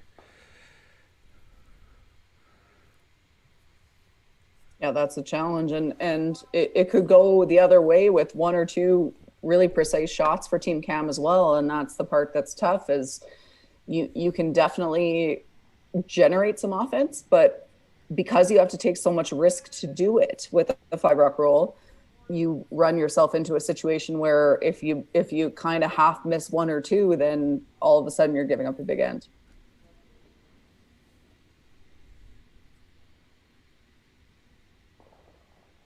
So now Team Camm with their chance with the hammer. They're going to throw up 2 corner guards on the same side. What's your thoughts on this so far, Chelsea? I don't think the science has been settled on the tactics yet. Do you go 2 corners same side, or do you split them up? I like the same side. Personally, we've done that way a lot. And the reason being, if the first one comes halfway, so if it were me, the idea is that it's tight, the first one. And if it doesn't end up tight, if it ends up halfway, then we split, then we throw it on the other side. But I think your chances of giving up a double peel, throwing them on the same side, are lower than if you split them, because you have to split them perfectly and not leave, like if you're 2 feet higher, then there's a double peel. If you're 3 or 4 feet higher, there's still a double peel. And it's a no risk thing because they're peeling 1 rock anyway. So they play it to make sure they kill the first one, and then they call it for the double peel. Where if you line them up even close to good, then even if they make the double peel, so right now where those 2 yellow rocks are, if you made the double peel, you'd still roll to a guard. You'd roll to a center guard. So I think it's less risk, certainly in the women's game, maybe not in the men's game, but I like 2 corners on the same side as long as they're spread out enough.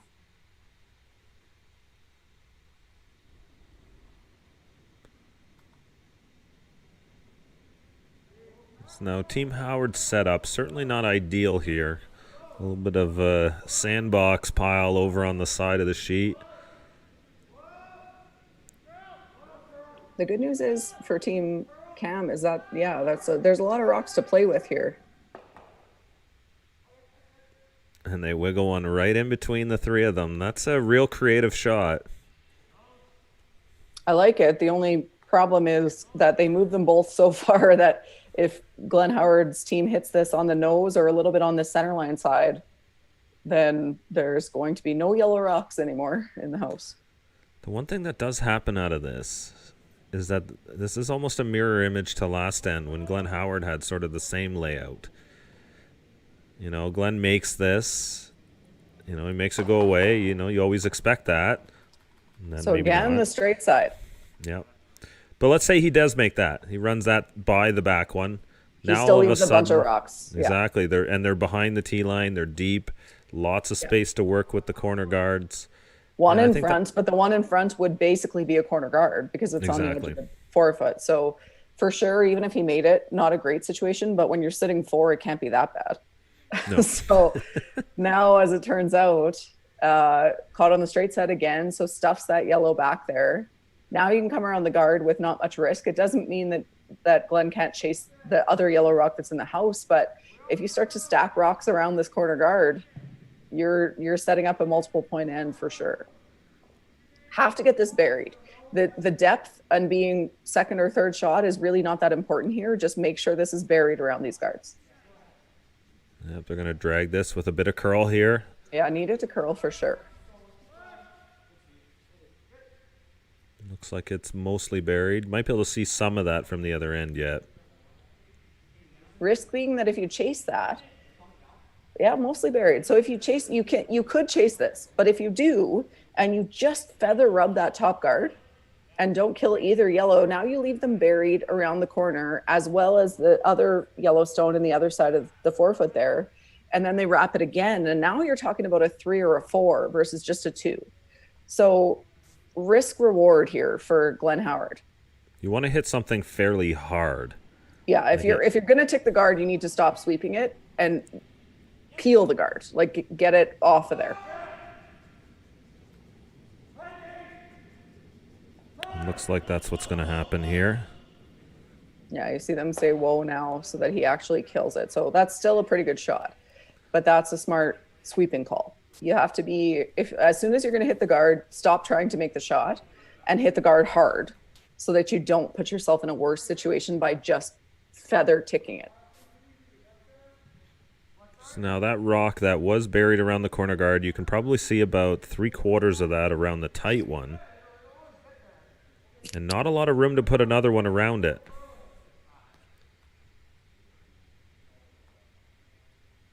I think the scoreboard dictates, though, that you could try to put another one around it. You know, you could always get to the nose, maybe tap it back a little bit. Even go around the top 8-foot rock.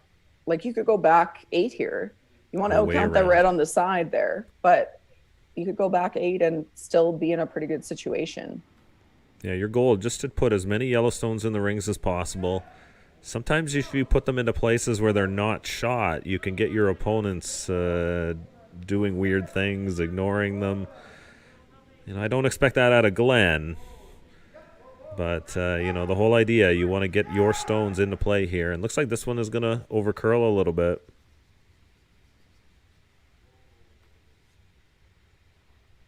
And just sort of rolled to... Unfortunately, they're like the triple might be there, but it doesn't even really matter. You just make the double on the top 2. And yeah, and I think you make the double, it naturally makes the triple as long as you're close. I agree. But even if it doesn't for Glenn Howard, there's just no risk here. Just throw a bomb at the middle of those 2 yellows and then hope you make the triple. And if you don't, you've still got 3 red rocks to 1 yellow rock in the house, which is a pretty good situation. Just sort of been the inconsistency of Team Camm here. One shot at end, and we've seen a couple misses in each of the ends where they've had trouble. This one, another one. A chance to set up a score here, possibly 2 or 3, and just this mistake might kill the whole end. Yeah, that's the thing. Like when you're playing a wily veteran like Glenn Howard, you can't make those mistakes because he's going to capitalize on them. And when I say he, I mean their whole team. Scott Howard with the throw here. And there they go. Cleans house.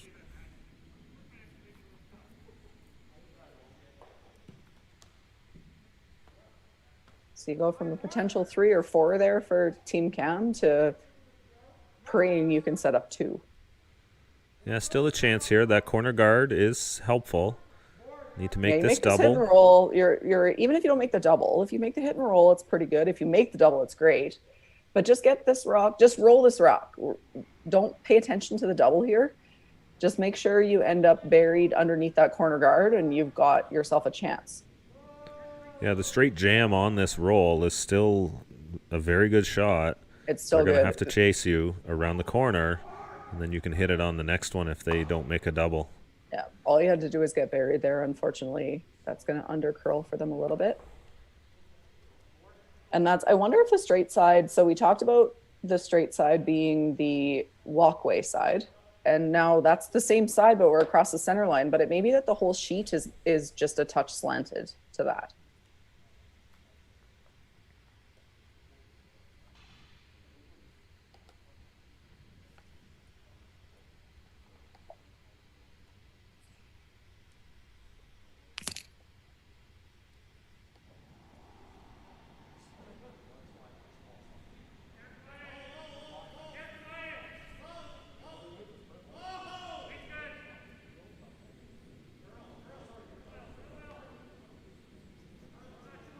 This one again running a little straighter.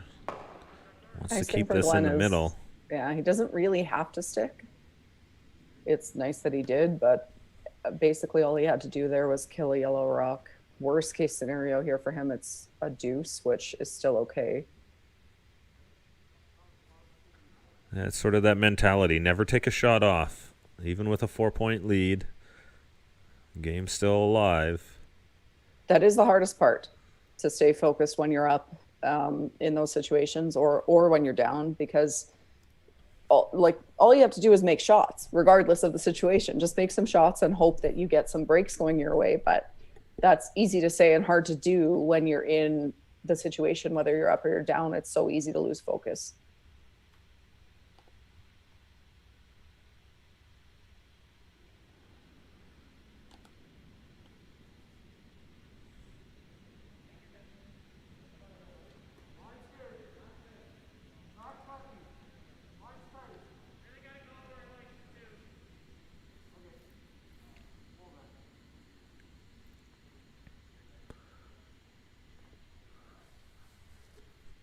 just getting caught, not reading the ice real well here.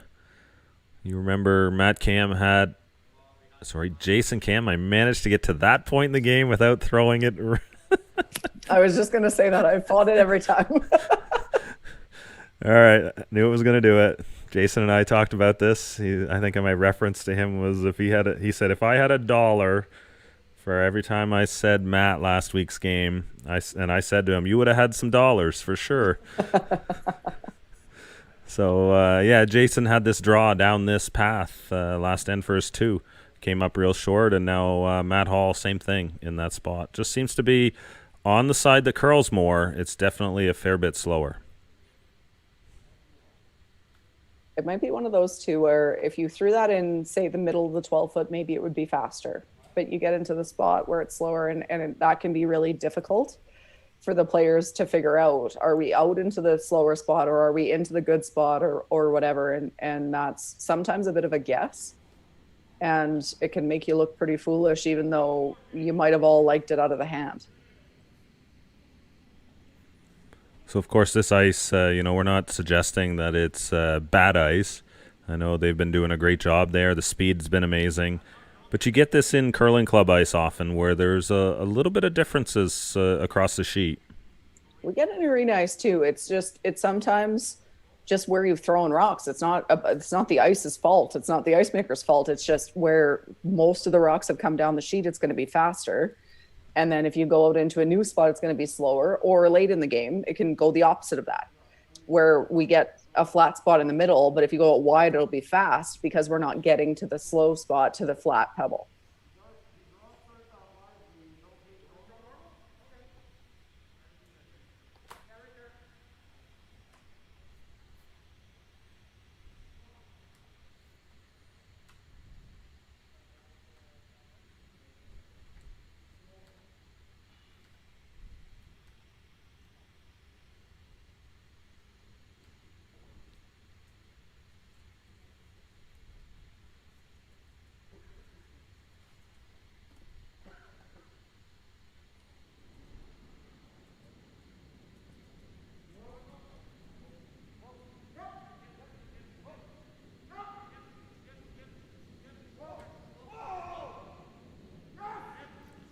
Jason Camm looking for the double on the back here. That's a great shot. Not left for much to score. Gets a single point here in the 6th end. Great hit and roll there out of Jason Camm. Team Howard now leads 7-4 heading into the 7th. We'll be right back.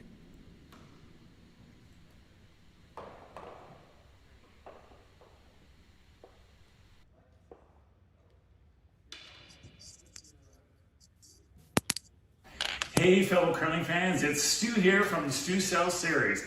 And I know that with COVID happening, curling tournaments getting canceled, curling clubs are being postponed or not opening, and you're all missing competitive curling. Well, I've got some great news. The KW Granite Curling Club has stepped up to the plate, and this weekend they're going to host the Stu Sells Oakville Tankard, and on Thanksgiving weekend they're going to host the Stu Sells Toronto Tankard. And I went out, I invested a lot of money, and I bought top-of-the-line streaming equipment. So I've got great news. We're going to bring you live competitive curling online through the StuCurls.com site and Curling Zone. So we're going to bring some great curling for you to watch. So I want you to grab your beer or your Chardonnay, grab your snacks, sit back and enjoy. But the reason for this video and the GoFundMe campaign is the live streaming is really, really expensive. And I didn't want to have you subscribe to something or pay a fee to sign up to watching curling. I want to bring curling to all the curling fans across Canada, the United States, and the world.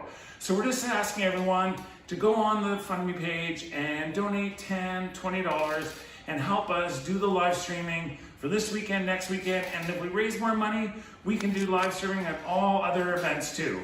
So remember, stay safe out there, 6 feet apart, wash your hands, wear a mask, and go to the Stu Sells Instagram and tell me what you think about my funky new backsplash. Oh, Stu just has so much fun out there. But yeah, a huge shout out to Stu Sankey for his work getting the streaming here set up at the KW Granite Club. Went out, purchased a bunch of equipment. A few things are not arrived yet. We're using a couple rentals on overhead cameras and stuff like that. But looking forward to seeing everything come together, and the money that we're hoping to raise over these weekends will help pay for future events. We've got the KW Fall Classic coming up in 2 weeks here in Kitchener-Waterloo. There's opportunities to do more events down the road as well, and we need to help support the opportunity to bring out Evan Seacombe and his crew. We've got Jake on switching, Stephen on cameras. It's their work that we would help support so we can get out and cover more events. So anything you can do to help support this, throw a couple dollars in, would be greatly appreciated.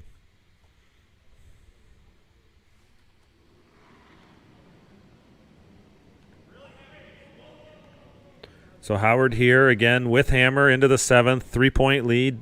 Has got to be feeling pretty good here. Yeah, you can't ask for a much better situation than being up with the hammer at all. 3 points up is a bonus. Thanks again, Chelsea, for joining in for the stream. Always great to talk a little bit of curling, watch a little bit of curling. I know the fans certainly love, hearing your insights, and you're certainly one of the favorites that we see requested. Well, thank you. I appreciate it, and I love doing it. So it's a lot of fun for me. I know we've been talking a little bit offline about trying to utilize your social media profile and your love of sports to maybe talk a little bit about other things going on as well.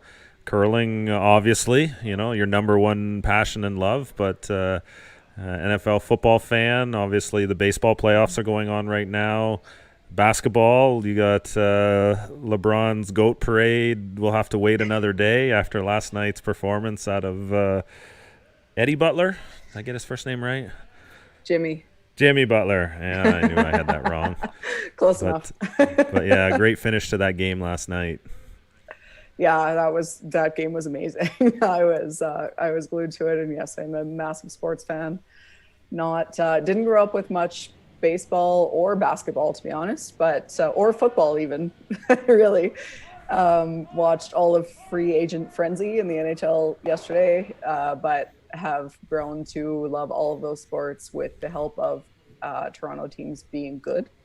Got into the Jays when they made their first playoff run in 15, 16, 15?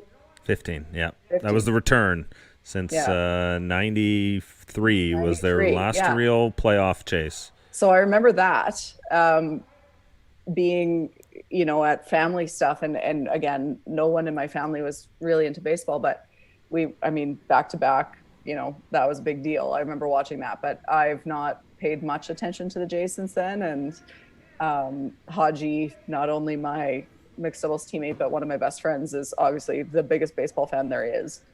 So he's been trying to get me into it forever. And then when the Jays went on a run, he was actually out with us, with my family at our cabin. And so we watched a lot of baseball. And I got into that. And then basketball last year with the Raptors, obviously. I would always watch in the playoffs. If you give me any sport in the playoffs, I'm going to watch it. But last year got into basketball a little bit more. And now with my training group at my gym, there's two of the guys are 3-on-3 basketball Team Canada players. So okay, yeah, I'm paying a little bit more attention to it now. But yeah, yesterday was insane. Of course, being a Winnipeg native, it's all about the Jets and the Bombers as well at the same time. It is all about that. And if the CFL never runs again, then the Bombers will be champions forever. So that's my go-to line on that one. But yeah, no, it's been, and for a long time we were tortured. We had no NHL team. The Bombers were bad. There was nothing good. And then now all of a sudden things are good in general, but we'll see what happens. The Jets need some defense help, but Stastny, I love that pickup. Second line center, we definitely need that, but we need some defensemen before we're gonna make any real noise. But yeah, definitely Jets, Bombers, everything Winnipeg. I'm a fan. So certainly, I heard Patrick Laney was on the trade block. Maybe that has not been Sort of change of mind there, maybe? I don't think change of mind. What I heard 2 days ago and then again yesterday during the free agent frenzy thing is it's going to cost everybody too much, and there's so many people on the market that I don't think it's going to happen this year. They definitely need a defenseman, and if Laine made sense in a trade, then I think that they would do it, but I don't think anyone's going to offer them enough for him right now, just given how many free agents there are.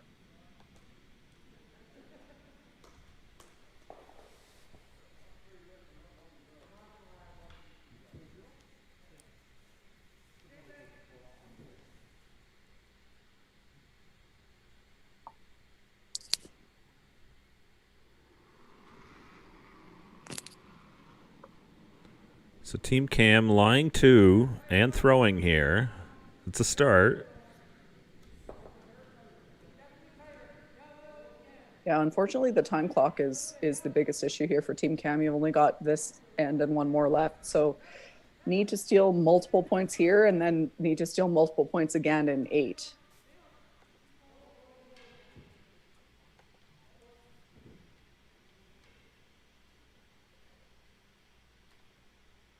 For Glenn Howard, taking no risk, doesn't need to get cute here, just keep peeling these guards. Worst case scenario, he draws the 8 foot to give up a steal of 1, which again, it's Glenn Howard. I like his chances. So not much need to take risk here as far as running that back. Would have loved to catch the outside one if he got it, but really just keep peeling and you're going to have either a wide open hit or a draw to bite the 4 foot to get your single point. And even if you only get full 8 or bite of the 8 foot, you only give up 1, which is still a pretty good situation. So advantage Howard for sure.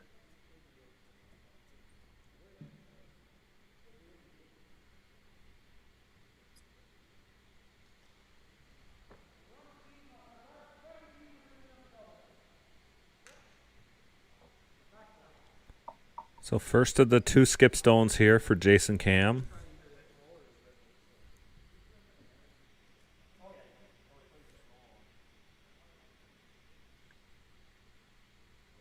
Looks like he's going to use that top 12 rock as a center guard. Try and bury shot stone there. Glenn will probably run it back, try and make a double. For Camm, he's hoping to get a little bit of a miss there. You can't expect Glenn to miss both, but if you can get him to miss the run back on the 2 yellows, then maybe you can put another one real tight and create a multi-point steal here potentially. Yeah, for Team Camm here, you're playing against Glenn Howard. You're probably not going to get a miss, but the only way you're going to win this game is to get a miss. So you have to try to put your rocks in the best spot you can and then hope that something happens. Hope it picks or something, because it's Glenn Howard. Here we go. It doesn't seem going to be good. Again, struggling with the reading of that side of the sheet. They are going away from the home end now. That one definitely running a little faster. I'm wondering what the adjustment was made there, especially after both Jason and Matt came up light on draws down that side going the other way. Yeah, the sweepers were off it right away, so it makes you think he maybe just threw it a little bit heavy, but it's hard because you're trying to predict, like you say, you know, you've seen a couple of rocks on that side come up short because that's the side that curls a little bit more, so you always want to add a little bit more, but it's hard to add 3 feet and then maybe it's 6 feet. It's one of those tough situations. Double possibility here for Glenn. Not really that important to get both, but it is possible.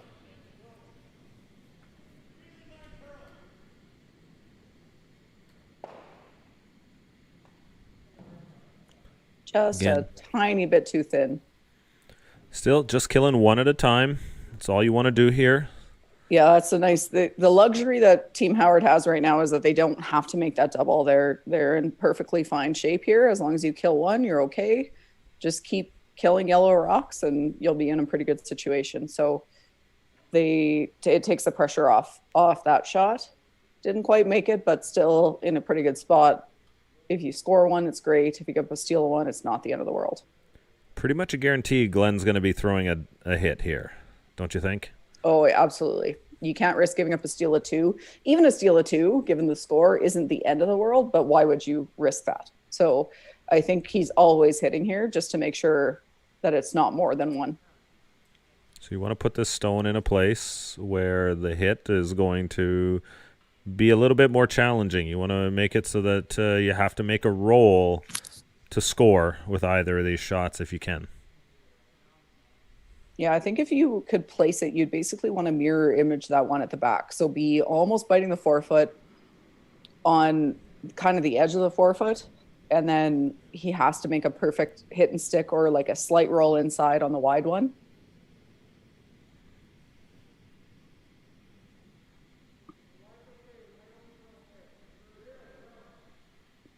Need to get this to the house first.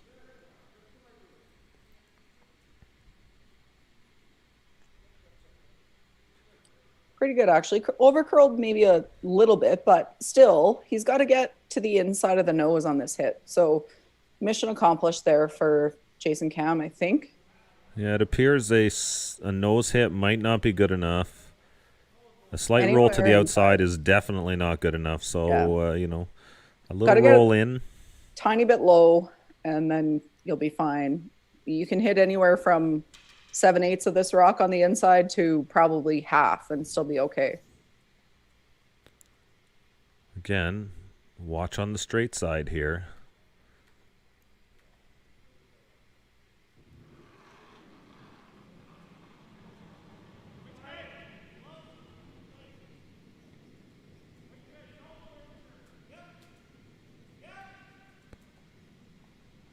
This one has a bit of curl to it.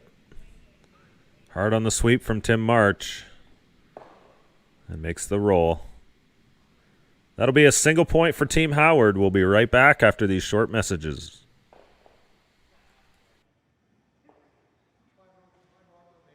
When I sweep with the Gold Line Fiber Light, I feel like I'm sweeping on TV. That's life. More surface area, better results. It's that easy. It's that easy. You need to sweep for weight?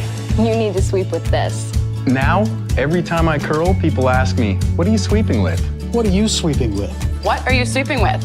It's a Gold Line. It's a Gold Line. It's a Gold Line. It's a Gold Line. And it's the choice of champions. Glenn Howard here. I'm a proud beer store manager, one of 7,000 hardworking employees. There's been a lot of talk lately about putting beer in the corner stores. So let's talk about the beer store. We keep prices down with our efficient distribution system. We check IDs, keeping beer out of the hands of minors. We take back and recycle 87% of beer containers sold in Ontario. And we love what we do. I'm proud to say when it comes to selling beer, the beer store does it the best.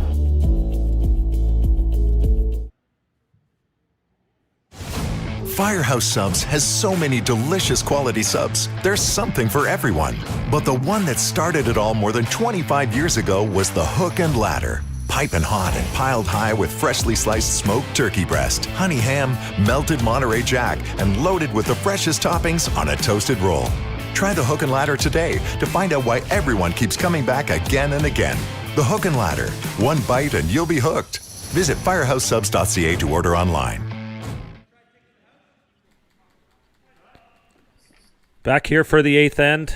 I'd like to throw a shout out to DJ Ronaldson, Graham Allen for their great donations to the Stu Sells Supports live event streaming campaign. Really appreciate it. Working to try and bring as much curling to the fans around the country as possible. We've certainly got some exciting curling this weekend here at the Stu Sells Toronto Tankard. Obviously, we've got Team Cooey, who has started broadcasting from the McKee Homes Fall Classic and Airdrie as well. In your backyard there, Chelsea, looking to see some ingenuity coming out of the teams, creating more coverage for the sport. Yeah, it's actually been really cool to see the progression that COVID has sort of, I guess, forced, but pardon me, to see the way the teams have responded and the streaming and the interaction with the fans and the viewers. It's I think in a lot of ways it's going to make the sport better. Yeah, I think the Team Cooey model is something that a number of teams could consider. The technology out there to set up a few static cameras, create this switching. You look what we're able to do here. I'm at home in London, Ontario, in the Curling Zone studios. You're back in Calgary. We're able to pull the pictures together in from the club and put together a bit of a feed here for the fans to be able to still watch this great game. Yeah, it's fantastic. It's great to see it. And like I say, I mean, having TV coverage obviously is great, and it's huge, and it's changed the game, but also forcing the issue with some streaming, given the COVID situation, I think will grow the game in a different way as well and grow the viewership. So it's, in a lot of ways, I think, been a blessing. So with that 4-point lead, David Mathers will throw his stone through the rings.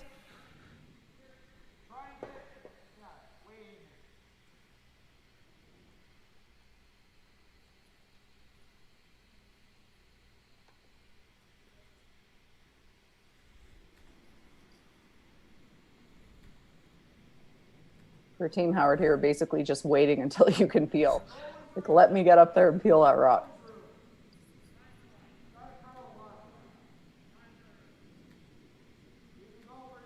The bad news for Team Camm is that those guards are staggered. So if you peel the outside one, there's not a lot of risk. You can take a run at peeling them both. And this one's going to be short. So you might actually be able to get all three here. And again, just being the boring veteran, one at a time, nothing flashy. I actually like this call in the sense that this tight rock is the one that might put you in trouble. And because if those two other guards were lined up, I'm not sure that would have been the call. But because they aren't, I like it. It's leaving you, again, for Glenn Howard here, all he wants is either he's going to have an open hit, or he's going to hopefully have to hit sort of 8 foot for, to hold them. Giving up 4 would take some misses here from Team Howard, which they haven't done a lot of.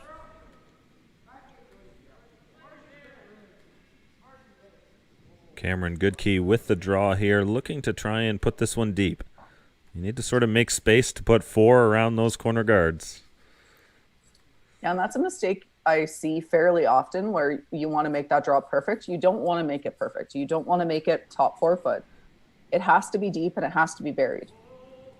Put it as far back as you can. If it's just biting the back of the 12 foot, it's good enough, because you need a lot of room to stack rocks back there. Unfortunately for them, it didn't get buried, so it leaves the hit. But if it were that deep and buried, it would have been perfect. Yeah, Team Howard would just step up and probably peel that top, the tight guard then likely in that situation, opening up the back stone. Right, which is all you can do. And at this point, if you're Team Camm, your chances of winning are pretty low, so you have to hope for some misses, right? Yeah, you're going to need some help from the opponents here, so try and figure out a way to entice them into trying some shots that might get a mistake. Get buried and then hope that you get, even if they just hit it too thick and rolled to sort of the other side, then that basically acts as a corner guard for you, even if it's full 12 foot. So you're definitely praying for some misses, and you got to make everything as best you can and then hope that you get some misses. That might be perfect. It might be a 0. Yeah, if it's in, it's perfect. If it's out, it's a 0.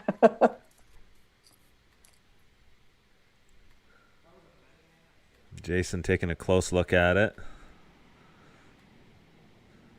Doesn't really matter for Glenn. You're probably playing a peel either way, so whether it's in or not a huge factor for him in the decision making here. And again, just making the simple shot, one at a time. I think if it were closer, if it was a 2-point lead, you might see him try that double peel. Oh, you would have seen that on David's shots for sure. He's one of the best peel tossers in the game.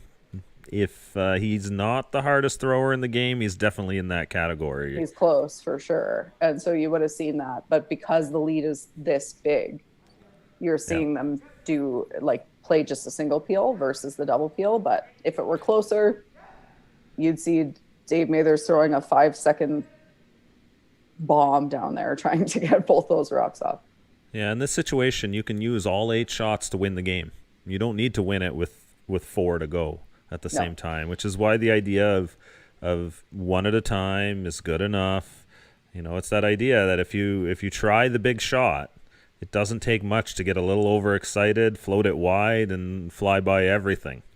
And all of a sudden, you're in trouble. Yeah, we talked about it earlier. If you're Glenn Howard, all you have to do is kill a yellow rock on every shot and you'll be fine. So just make sure you move something yellow out of play and you're all good. So the peel the front guard. Howard with the hit in the rings. And that is it. They will run Team Camm out of stones. 8-4 winner here in draw 4 of the Stu Sells Toronto Tankard. We'll be back at 5 o'clock this afternoon with 2 girls in a game. Lori Eddy, Mary Chilvers will come on, and we'll cover Jennifer Jones taking on Thea Coburn. Looking forward to another young side for Jennifer to face here. Coburn, the 2019 Ontario Junior Champions. Chelsea, just to wrap this up here, it's been a real pleasure having you on again today. Thank you for having me. So looking forward to the next opportunity. I know I haven't thought too far ahead yet, but maybe we can get you in for the women's final again this time, see how that comes together. Yeah, hopefully you can make it happen again, but loved being a part of it. Anyways, we'll be back 5 o'clock. Thanks for everyone for tuning in. Until then, everyone, take care.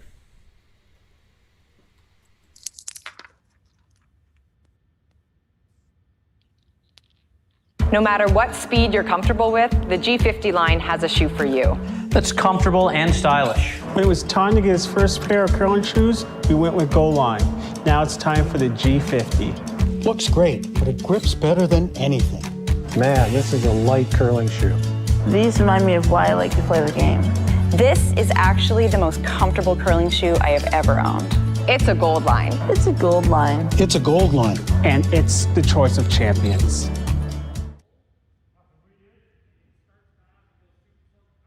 Is it responsible sales, service, behavior? Is it effective legislation, enforcement, campaigning? Ontario's roads, safer for all of us. Thanks for playing your part.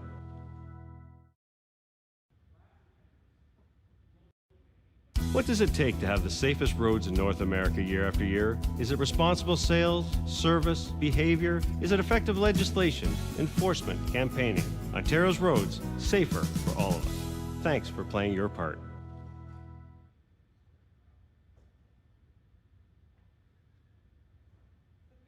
Hey guys, welcome to the Stu Sells team's brand new listing. And I am so pumped to bring 1 13th Street to market. This is a super cool house. We are in New Toronto. The lake is right there. The bike path is right there. Do you know what? I've always said in real estate, this area of Lakeshore, New Toronto, is going to be the next beaches of Toronto. You can see the development. And voila, we have this great raised bungalow. The ceilings in the basement are 8 feet tall, and you have a 1-bedroom apartment in the basement for extra income. And you know what? My client has done all the hard work. She's taken out the wall. She's put in the structural support beam. So everything's there to put a second story on, or you know what? Just come to this beautiful country-like setting backyard and just chill. The home has a lot of upgrades. Like I said, it has the beam. It's an open concept, and you know what? The crazy thing about this bungalow is it actually has a front hall closet, which most bungalows don't. So look, go to stusells.ca. You can see all the pictures and videos of this amazing backyard. You can take a tour of the area and call me Stu and come have a showing.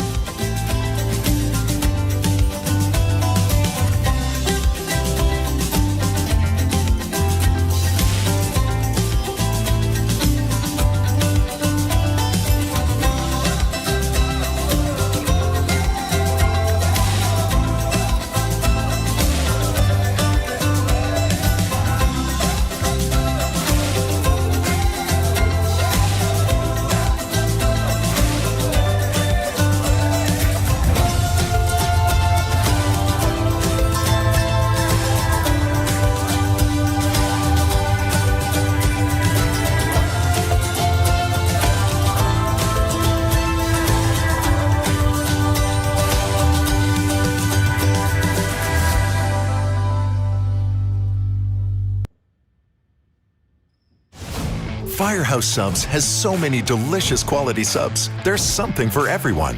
But the one that started it all more than 25 years ago was the Hook and Ladder. Piping hot and piled high with freshly sliced smoked turkey breast, honey ham, melted Monterey Jack, and loaded with the freshest toppings on a toasted roll.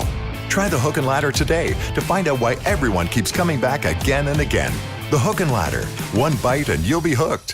Visit firehousesubs.ca to order online.